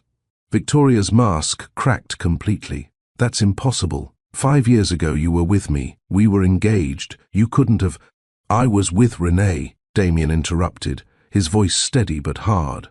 "Before you convinced me she wasn't right for me. Before I made the worst mistake of my life by listening to you instead of trusting what I felt." The accusation hung in the air, public and damning. Victoria's face went through several transformations: shock, anger, calculation. When she spoke again, her voice had dropped to something more dangerous. "You're saying she hid your children from you for 5 years, and you're just accepting that? You're not even angry that she kept this from you?" "I'm furious," Damien said quietly, though his hand on Alexander's shoulder remained gentle. "At myself, for creating a situation where the woman carrying my children felt she had to disappear rather than trust me to choose her. For being the kind of man who valued the easy path over the right one." Renee felt something in her chest loosen, not forgiveness exactly, but acknowledgement that he understood, that he wasn't making himself the victim in this story, wasn't demanding sympathy for what he'd lost when he'd been the architect of his own loss. "Perhaps," came a calm voice from behind them, "this conversation would be better continued somewhere private." Renee turned to find an older gentleman she didn't recognize, distinguished, with silver hair and the kind of presence that suggested authority without demanding it. Caroline appeared at his elbow, murmuring something Renee couldn't hear. "The library is available," the man continued. "Mr. Cross, Miss Carter, I believe the children would be more comfortable away from this." He gestured vaguely at the room full of staring people, phones raised, gossip already spreading like wildfire. Damien nodded gratefully. Thank you, Richard. Yes, the library. They were shepherded through a side door, away from the ballroom chaos, down a corridor lined with art that probably cost more than small countries. The children stayed close to Renee, Alexander's earlier bravery giving way to uncertainty now that adult tensions were becoming more apparent. The library was everything the name suggested: floor-to-ceiling books, leather furniture, a fireplace crackling with real wood. Caroline appeared with juice boxes for the children and water for the adults, then disappeared with the discretion of someone who knew when to be invisible. Victoria had followed them, uninvited, but not asked to leave. She stood near the door, arms crossed, watching the scene with an expression Renee couldn't quite decode. Hurt? Anger? Fear? All of them mixed together into something toxic. Damien settled into a chair, gesturing for the children to sit near him. They chose the floor instead, Alexander building something with decorative bookends, while Lily examined a crystal paperweight with intense focus. The mundane activities of childhood provide counterpoint to adult drama. I need to understand, Damien said, looking at Renee. Not to judge, just to understand. Why didn't you tell me? At any point in 5 years, why didn't you reach out? Renee sat on the couch opposite him, choosing her words carefully. At first, because I was too hurt. You'd chosen Victoria in front of everyone I knew. I was humiliated and pregnant and terrified. Telling you felt like begging you to stay out of obligation. I would have stayed, Damien said quietly. I know. That's why I didn't tell you. I didn't want you to stay out of obligation. I wanted you to choose me because you loved me, not because I was carrying your children. And you'd already proven you didn't love me enough. The words were brutal but necessary. Damien absorbed them with a flinch but didn't argue. Then months passed, and I was alone in Denver, working myself to exhaustion, building something from nothing, and I thought, why should I let you back in now? You had your chance. You made your choice. These babies were mine, the one good thing that came from the worst day of my life. Victoria made a sound, something between a laugh and a sob. So you punished him by keeping his children secret? That's vindictive, Renee. Even for you. I protected them, Renee said sharply, turning to face her former best friend. From a father who might resent their existence, from becoming the obligation that trapped him in a life he didn't choose, from growing up watching their parents hate each other. Instead, they grew up without a father at all, Victoria shot back. You made a choice for all of them based on your hurt feelings. You made a choice for all of us when you decided my fiancé was a prize to be won, Renee replied, her voice cold. When you spent months undermining our relationship, pointing out every flaw, every moment he chose work over me, every sign that maybe we weren't right for each other. Don't pretend this happened in a vacuum, Victoria. You wanted him, and you got him. The children are the consequence of choices we all made. The truth of it seemed to deflate Victoria. She sank into a chair near the door, her composure crumbling. I didn't know you were pregnant. If I'd known, would it have mattered? Renee asked genuinely. Would you have stepped aside? Would you have told Damien before making your move? Victoria's silence was answer enough. Lily looked up from her paperweight, sensing the tension even if she didn't understand the details. Why is everyone sad? Did we do something wrong? The question broke through the adult conflict like sunlight through storm clouds. Damien immediately knelt beside her, his voice gentle. No, sweetheart, you did nothing wrong. The adults made mistakes a long time ago, and now we're trying to fix them. But none of this is your fault or your brother's fault, you understand? Lily nodded solemnly, then returned to her paperweight examination. Children's capacity to accept and move on, to trust that adults would handle adult problems, was both blessing and responsibility. Before we continue, I want to pause and speak directly to you watching this story unfold. If this moment is moving you, if you've ever faced the choice between holding onto hurt or releasing it for your own peace, tap that like button. Share this video with someone who needs to understand that forgiveness isn't about the person who hurt you. It's about freeing yourself from the weight of carrying their mistakes.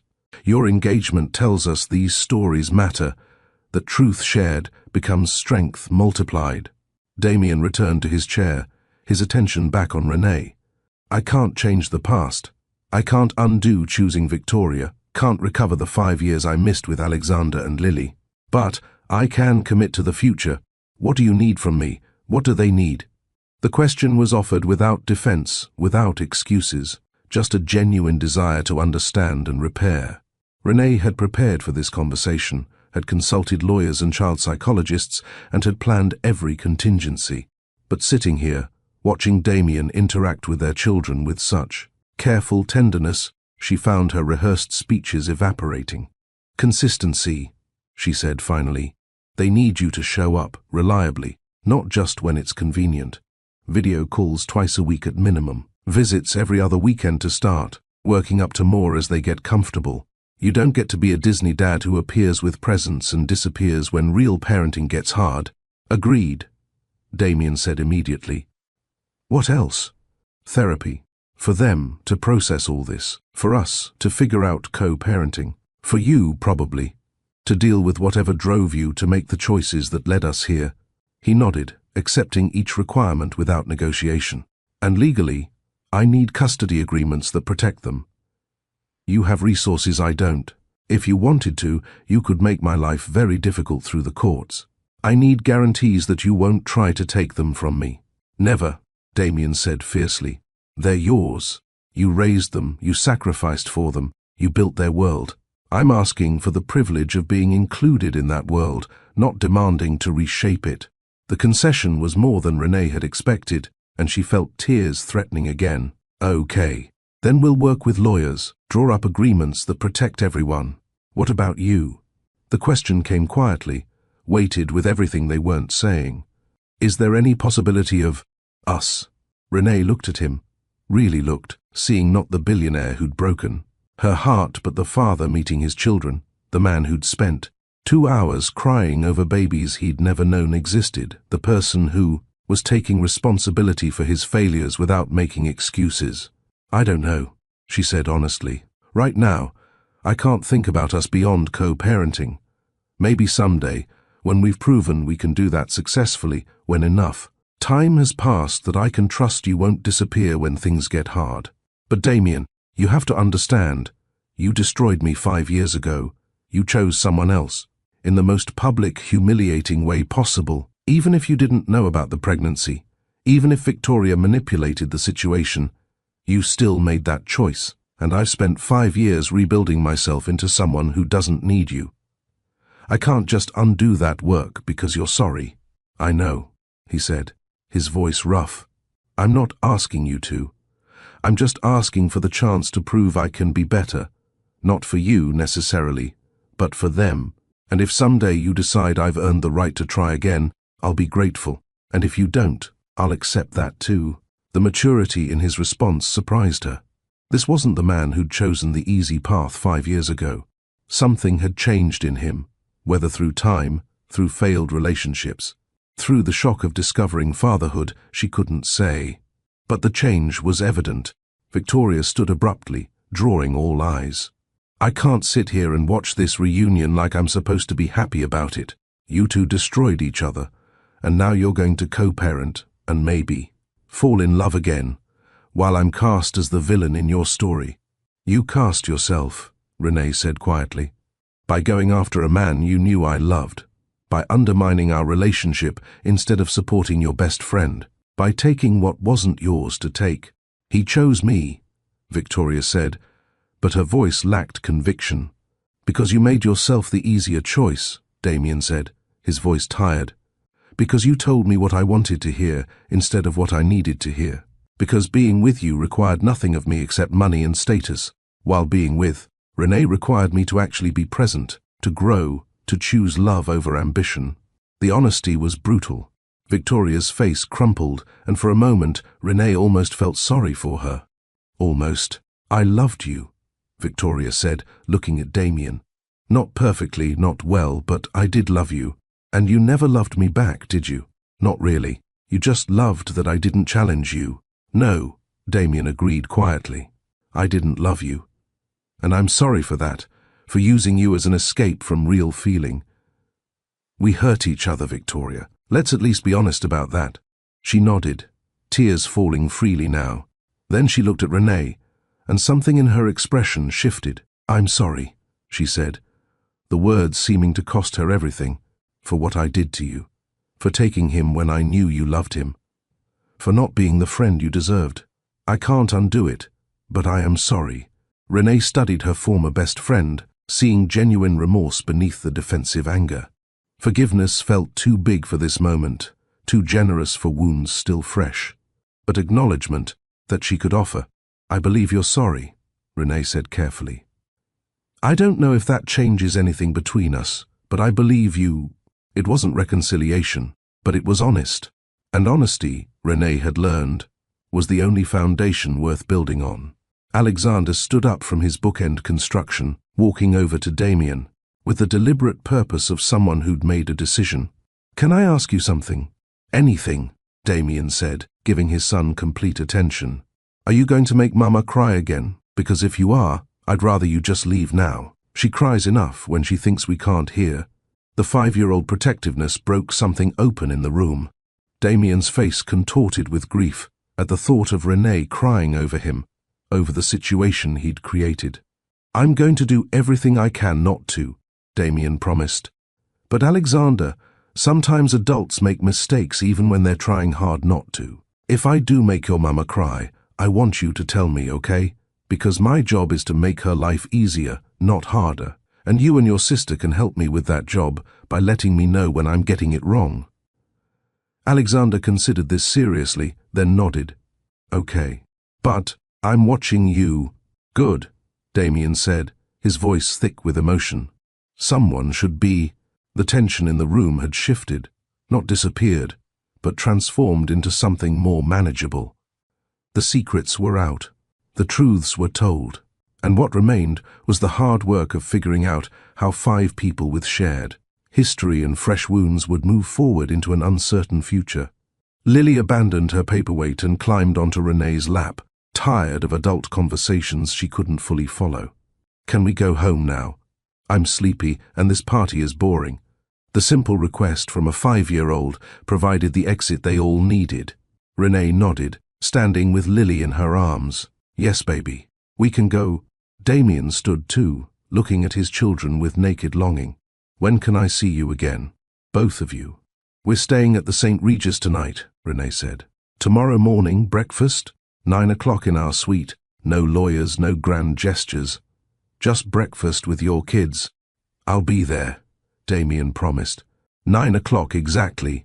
They moved toward the door, this strange new family configuration that would require years to navigate properly. Victoria remained in the library, watching them leave, her face a study in loss and acceptance combined. At the threshold, Renee turned back. Victoria, for what it's worth, I hope you find whatever it is you're actually looking for, because it was never him. Then they were gone, leaving the library and the gala, and the 500 witnesses behind. Bentley waited where she'd left it, Elena having been summoned by text to meet them with the children's overnight things. As they drove through Manhattan toward the St. Regis, Alexander and Lily both asleep within minutes, Renee allowed herself to feel the full weight of what had happened. The secret was out. Damien knew. The world knew. And tomorrow would begin the complicated process of building a family from ruins. But tonight, watching the city lights blur past, her children safe beside her, Renee felt something she hadn't felt in 5 years. Hope that maybe, possibly, the story didn't end with heartbreak. Maybe it just began there. Morning arrived at the St. Regis with the kind of gentle light that made Manhattan look almost forgiving. Renee woke to find both children already awake, bouncing on the king-sized bed with the restless energy of 5-year-olds who'd slept well and were ready to conquer the day. Is it 9 o'clock yet?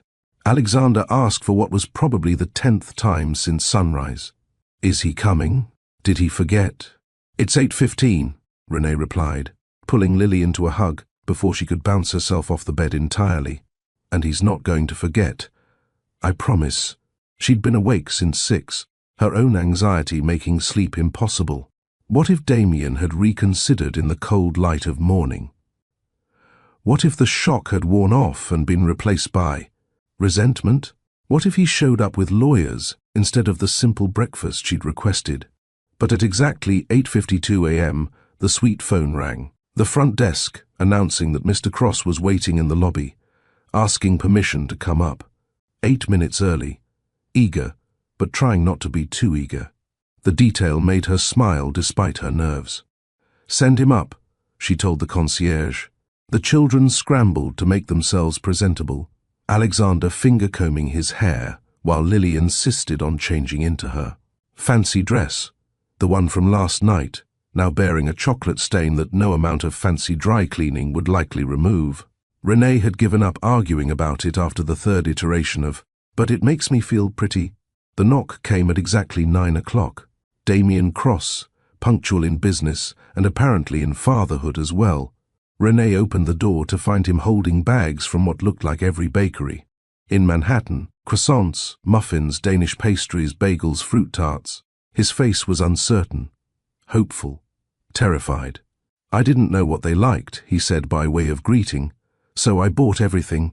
The vulnerability in the admission, this billionaire who commanded industries reduced to anxiety about breakfast preferences, made something in Renee's chest loosen. She stepped back, letting him enter their temporary home.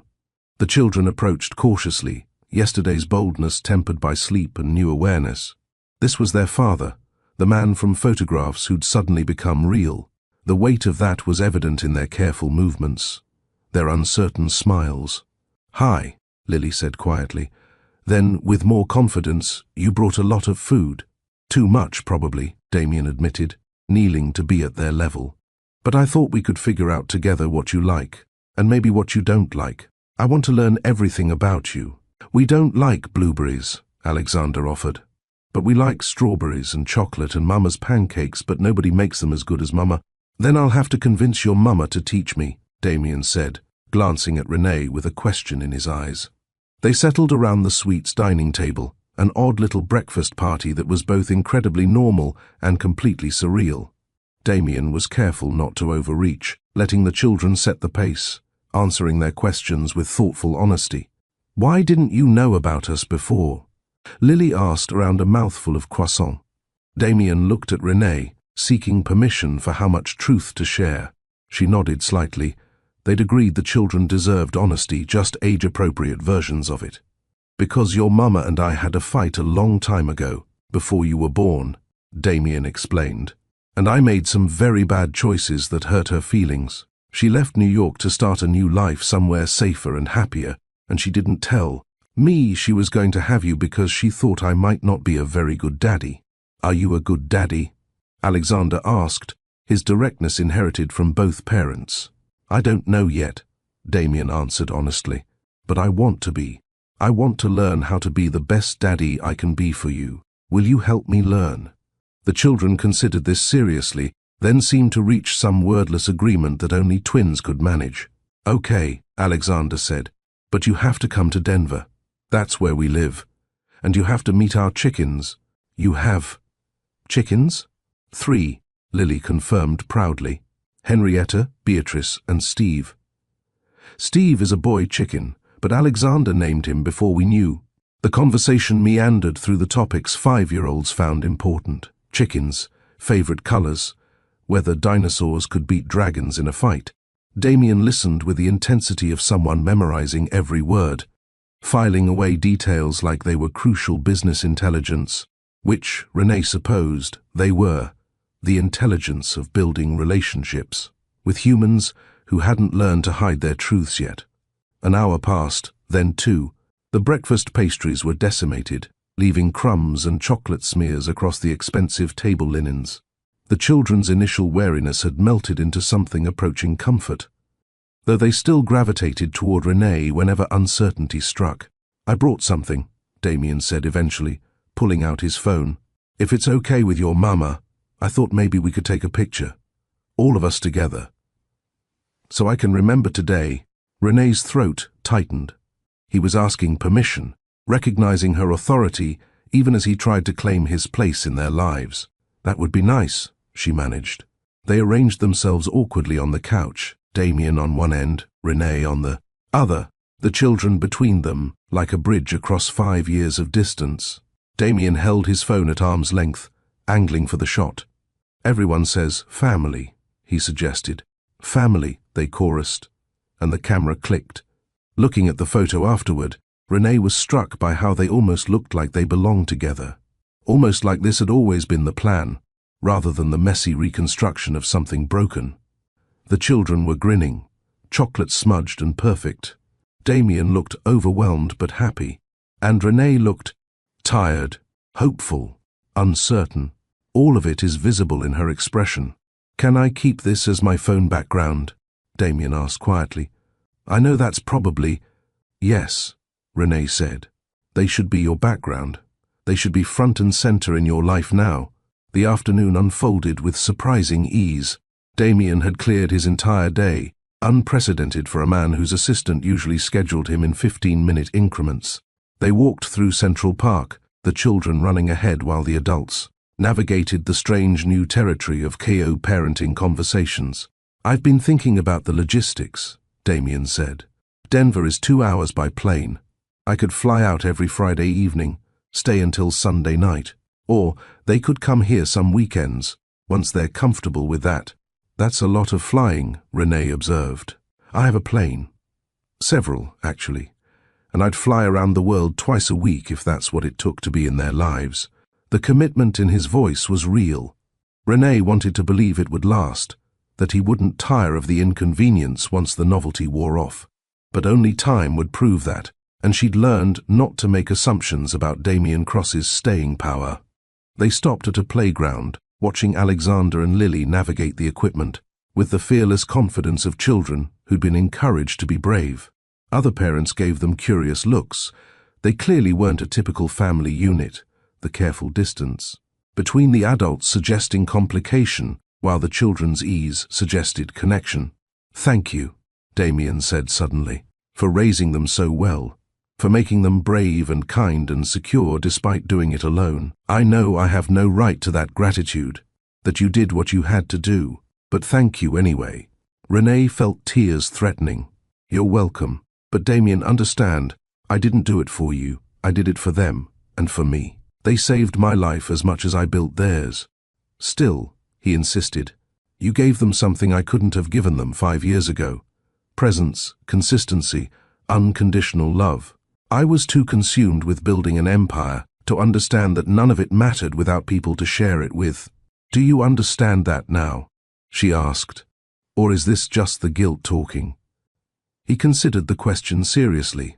"Both, maybe. The guilt is real, but so is the understanding. Losing you was the catalyst for realizing I'd optimized my life for all the wrong variables. Breaking up with Victoria confirmed it, and now, knowing about Alexander and Lily, getting this unexpected chance to be their father, I'm not going to waste it chasing quarterly earnings and market dominance. People don't change overnight, Damien." "No," he agreed, "but they can change direction overnight and spend years following the new path. That's what I'm asking for. The chance to prove the direction has changed, even if the transformation takes time." They were interrupted by Lily's shriek, not fear, but delight as Alexander pushed her on the swing higher than she'd ever gone before. Both children were laughing, uncomplicated joy that reminded the adults what they were actually fighting for. That evening, Damien joined them for dinner at a small Italian place 3 blocks from the hotel. Not the kind of restaurant he usually frequented. No Michelin stars. No celebrity chef, just good food and red-checkered tablecloths. The children made disasters with their spaghetti, sauce ending up on their faces and clothes and the table. Damien laughed more than Renee had heard him laugh in all the time she'd known him. Genuine amusement at the chaos. "To new beginnings," he said, raising his water glass when the children were distracted by dessert menus. Renee clinked her glass against his carefully. "To second chances. May we all deserve the grace we've been given."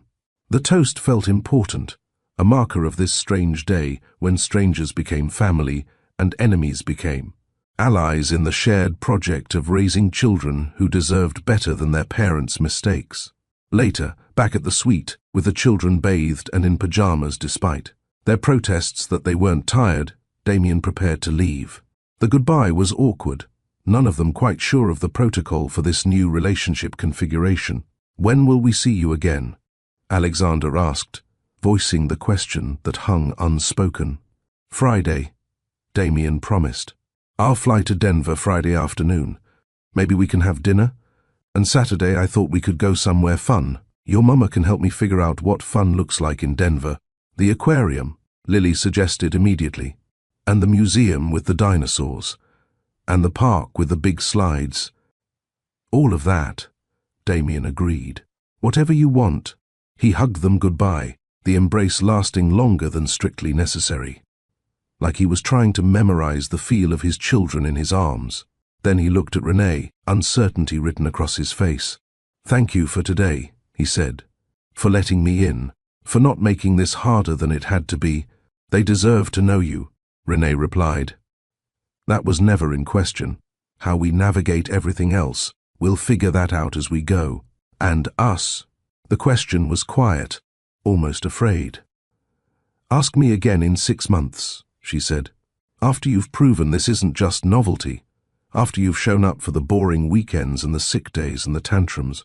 Ask me when being their father is just life instead of an adventure. Then we'll talk about ourselves." He nodded, accepting the boundary. 6 months. I can work with that. After he left, Renee tucked the children into bed, reading 3 stories as required by Lily's strict protocols. They were asleep within minutes, exhausted by the emotional weight of the day, even if they couldn't articulate it. Alone in the suite's living room, Renee pulled out her phone, scrolling through the photos from the day, her children with their father, learning from each other, building something from nothing. It wasn't the family she'd imagined 5 years ago. It was messier, more complicated, constructed from ruins rather than built on solid ground. But watching Alexander's face light up when Damien had understood his dinosaur explanation, seeing Lily hold Damien's hand while crossing the street, these small moments suggested that maybe, possibly, they could build something real from this unexpected second chance. Her phone buzzed. A text from Damien. "Thank you for today. For them. For the possibility of redemption. Sleep well." She responded simply, "See you Friday. Don't be late." "Never again," he replied. "I promise." Promises were cheap, Renee knew. Actions over time. Those were the currency that mattered. But tonight, watching her children sleep peacefully in a city that had once destroyed her, she allowed herself to hope that some promises might actually be kept. The story wasn't over. It was just beginning a new chapter, one where the heroine didn't ride off into the sunset alone, but instead navigated the complicated terrain of co-parenting with a man who'd broken her heart but might, possibly, eventually learn to deserve the family he'd never known he'd lost. Tomorrow they'd fly back to Denver. Next Friday, Damien will come to them. And slowly, carefully, they'd build a new normal from the scattered pieces of their separate lives. It wasn't perfect. But perfect, Renee had learned, was overrated. Real was better. Honesty was better. And second chances, properly handled, might be the best thing of all. 6 months later, sunrise over Denver painted the Rockies in shades of rose gold and amber, transforming the world into something almost impossibly beautiful. Renee stood at the kitchen window of her Colorado home, coffee warming her hands, watching the morning claim the sky. While behind her, chaos reigned in the particular way it only could when Damien Cross attempted to make pancakes.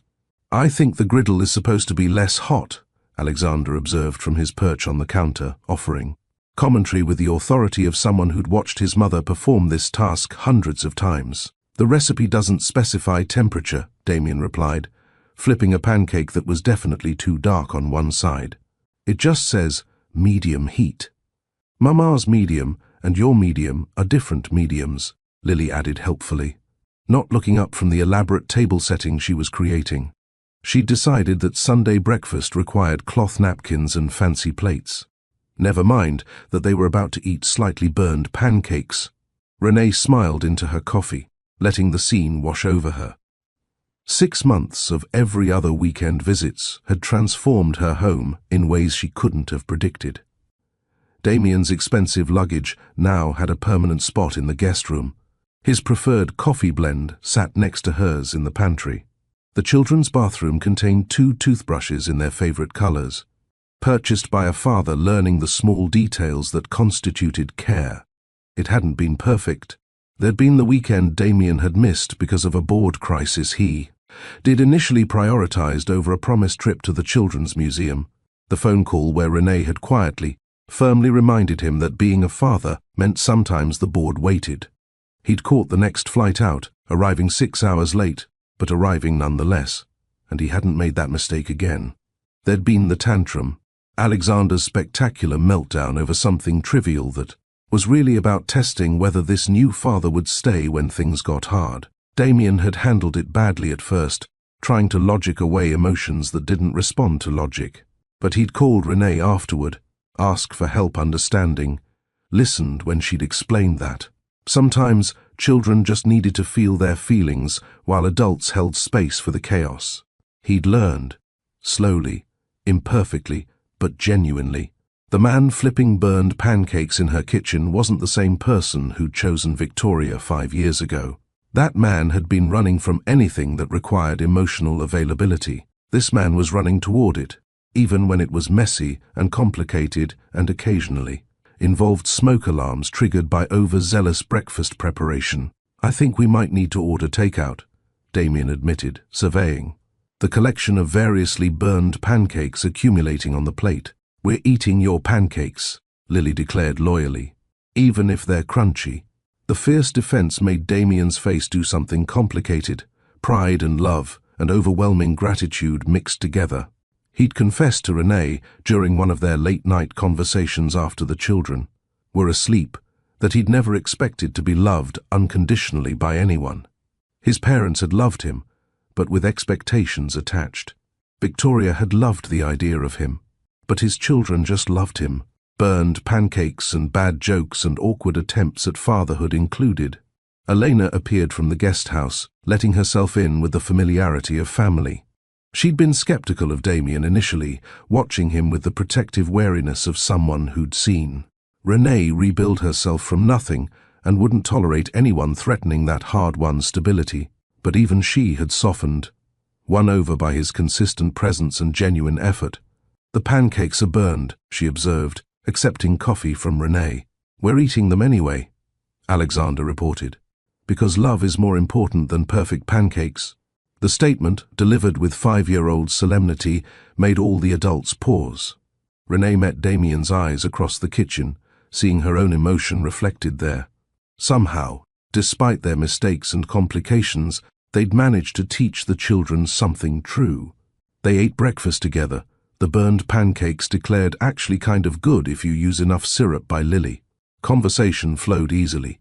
The children's upcoming school performance, Damien's upcoming business trip, that he'd scheduled around visitation, Renee's new collection that would debut next month in Paris. "I want to be there," Damien said, "for the Paris show. Not as a business contact, just as someone who's proud of what you've built. If that's okay." It was a question, not an assumption. 6 months had taught him to ask rather than assume, to respect her autonomy even as they built connection. "I'd like that," Renee admitted. "The children are coming too. Elena's making it a whole production. We're going to see the Eiffel Tower," Alexander added, "and eat croissants in France, which are probably better than the ones here. Definitely better." Damien agreed seriously. "It's basically the law." After breakfast, they took the children to the park, the same one they'd visited dozens of times, where the familiarity allowed the kids to run ahead while the adults walked at a slower pace, talking through the logistics and emotions of their unusual arrangement. "I've been thinking," Damien said carefully, "about something more permanent." "Not us," he added quickly, reading her expression. "I know we're not there yet, maybe never will be, but something for the children, a foundation maybe in their names, to help other single parents like you were, like so many others are. Free childcare, business training, seed funding, mentorship, everything that might have made your journey less brutal." Renee stopped walking, turning to face him fully. "A foundation?" The Alexander and Lily Foundation for Single Parents and Emerging Entrepreneurs, he said, pulling out his tablet to show her architectural renderings of a building complex, free childcare, workshops, innovation labs. Everything you needed 5 years ago that didn't exist. I want to build it, fund it, but I want you to design the programs. Because you know what actually works versus wealthy people's fantasies about poverty. The plans were detailed, thoughtful, clearly representing months of work. Renee felt tears threatening as she scrolled through page after page of programming, designed to lift people up rather than just make donors feel good about themselves. Why their names? She asked quietly. Because they changed everything for me. Because knowing them exists has made me want to do something meaningful with resources I didn't earn through. Virtue. Because if other children can have what they had, a mother willing to sacrifice everything for their well-being, then maybe we can change some lives. It was the most articulate expression of purpose Renee had ever heard from him. The foundation wasn't about tax breaks or legacy. It was about transformation, about turning his belated understanding of what mattered into tangible help for people still struggling. I'm in, she said, but I want half the board to be people who've actually experienced single parenthood. Not just people who write checks. Already planned for, Damien replied, showing her the proposed board structure. You, me, Elena, and 6 others, all of whom built something from nothing while raising children alone. They spent the next hour discussing details while the children played, building the framework for something that might outlast both of them. This was legacy, Renee realized. Not the fashion empire or the business holdings, but the impact they could have on lives still being lived, still struggling, still hoping. That afternoon, back at the house, Renee received the call she'd been waiting for. The acquisition was complete. Her family's company, the one Victoria had nearly destroyed, was officially hers again. RC International had reclaimed what had been stolen, but instead of satisfaction, Renee felt mostly relief.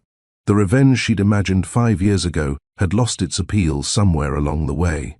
Now it was just business, just reclaiming what should have been hers all along. Congratulations, Damien said when she shared the news. How does it feel? Anticlimactic, she admitted. I thought it would feel like victory. Instead, it just feels like closing a circle. Maybe that's better than victory, he suggested. Maybe closure is what you actually needed. That evening, after dinner and baths and the elaborate bedtime routine the children required, Renee and Damien sat on the back porch while Elena supervised final story time. The mountains loomed in the distance, constant and indifferent to human drama. You ask me to ask again in 6 months, Damien said quietly. About us. Renee had known this was coming and had been preparing her answer for weeks. I know, so I'm asking, not for promises or commitments, just, is there a possibility? Can you ever see yourself trusting me more than co-parenting? She looked at him, really looked, seeing not the man who'd broken her heart, but the father who'd shown up every other weekend for 6 months, who'd learned to make terrible pancakes because the children thought it was funny, who'd rescheduled board meetings and turned down acquisition opportunities because being present mattered more. I don't know, she said honestly. You've proven you can be a good father, but being a good partner requires different things, and I'm not sure either of us knows how to be that for each other. We failed spectacularly the first time. We were different people the first time, Damien countered. I was running from intimacy. You were accepting less than you deserved. We've both grown, maybe, Renee acknowledged. But Damien, I'm happy now. Genuinely happy. I have my children, my business, my life exactly as I built it. Getting involved with you again risks that stability, and I'm not sure the potential gain is worth the certain risk. The rejection was gentle but firm. Damien absorbed it with visible disappointment, but also acceptance. Okay, he said simply. Thank you for being honest. But, Renee continued, surprising herself, ask me again in another 6 months. Let's see if this consistency continues. Let's see if you can be present, not just for the children, but for yourself. If you can build a life that includes them rather than squeezing them into gaps between business demands. And let's see if I can learn to trust again, if I can risk the vulnerability that loving you would require. So no, just not yet. Not yet, she confirmed. Maybe never. But maybe eventually. Time will tell. It wasn't the declaration Damien clearly hoped for, but it was honest. And honesty, they'd both learned, was the only foundation worth building on. Before we close this chapter of Renee's story, I want to speak directly to you, our incredible Mr. Steele Rich Stories family. Thank you for being part of this journey, for witnessing one woman's transformation from heartbreak to triumph. These stories only matter because you take the time to watch, to engage, to share them with others who might need to. Hear that survival is possible, that redemption is real, that second chances exist for those brave enough to seize them. If this story touched you, if Renee's strength inspired you, if you believe in the power of forgiveness and the possibility of new beginnings, hit that like button. Share this video with someone who needs to know they can rebuild from ruins, and subscribe to join our family of storytellers who believe that truth, even when it's painful, is always worth telling. The next morning, Damien's flight back to New York left at 11. The children hugged him goodbye with the casual affection of people who knew he'd return, who'd stopped treating his departures as abandonments and started treating them as temporary absences. Progress, Renee thought, watching them. See you in 2 weeks, Damien said, hugging Alexander and Lily one more time. And we'll video call Tuesday and Thursday like always. Bring better pancake skills next time, Alexander suggested. I'll practice, Damien promised solemnly. Then he turned to Renee, and for a moment, they were just two people who'd loved each other once, who'd destroyed each other once, who were carefully building something new from the wreckage. Thank you, he said quietly, for the possibility, for not slamming the door completely, for letting me prove I can be better. Thank you for showing up, she replied. Consistently, even when it's hard. He left, and the house felt both emptier and more complete somehow. The children returned to their normal routines, school and playdates and the comfortable rhythm of the life Renee had built. But now that life included phone calls where they told their father about their days, weekends, where he was present, included the slow construction of family from unconventional materials. 3 months later, the Alexander and Lily Foundation opened its doors. In Denver, with satellite locations planned for 6 other cities, the opening ceremony featured speeches from single parents who'd already benefited from the programs.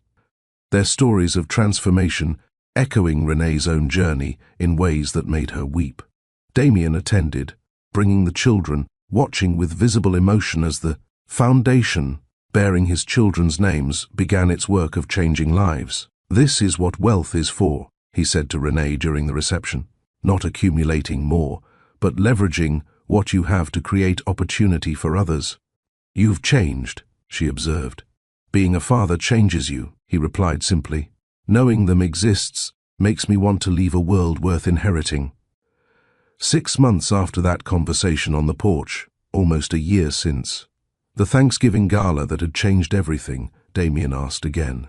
They were in Paris, watching the children chase pigeons near the Eiffel Tower after Renee's triumphant fashion show, and he simply said, "Is it still not yet?"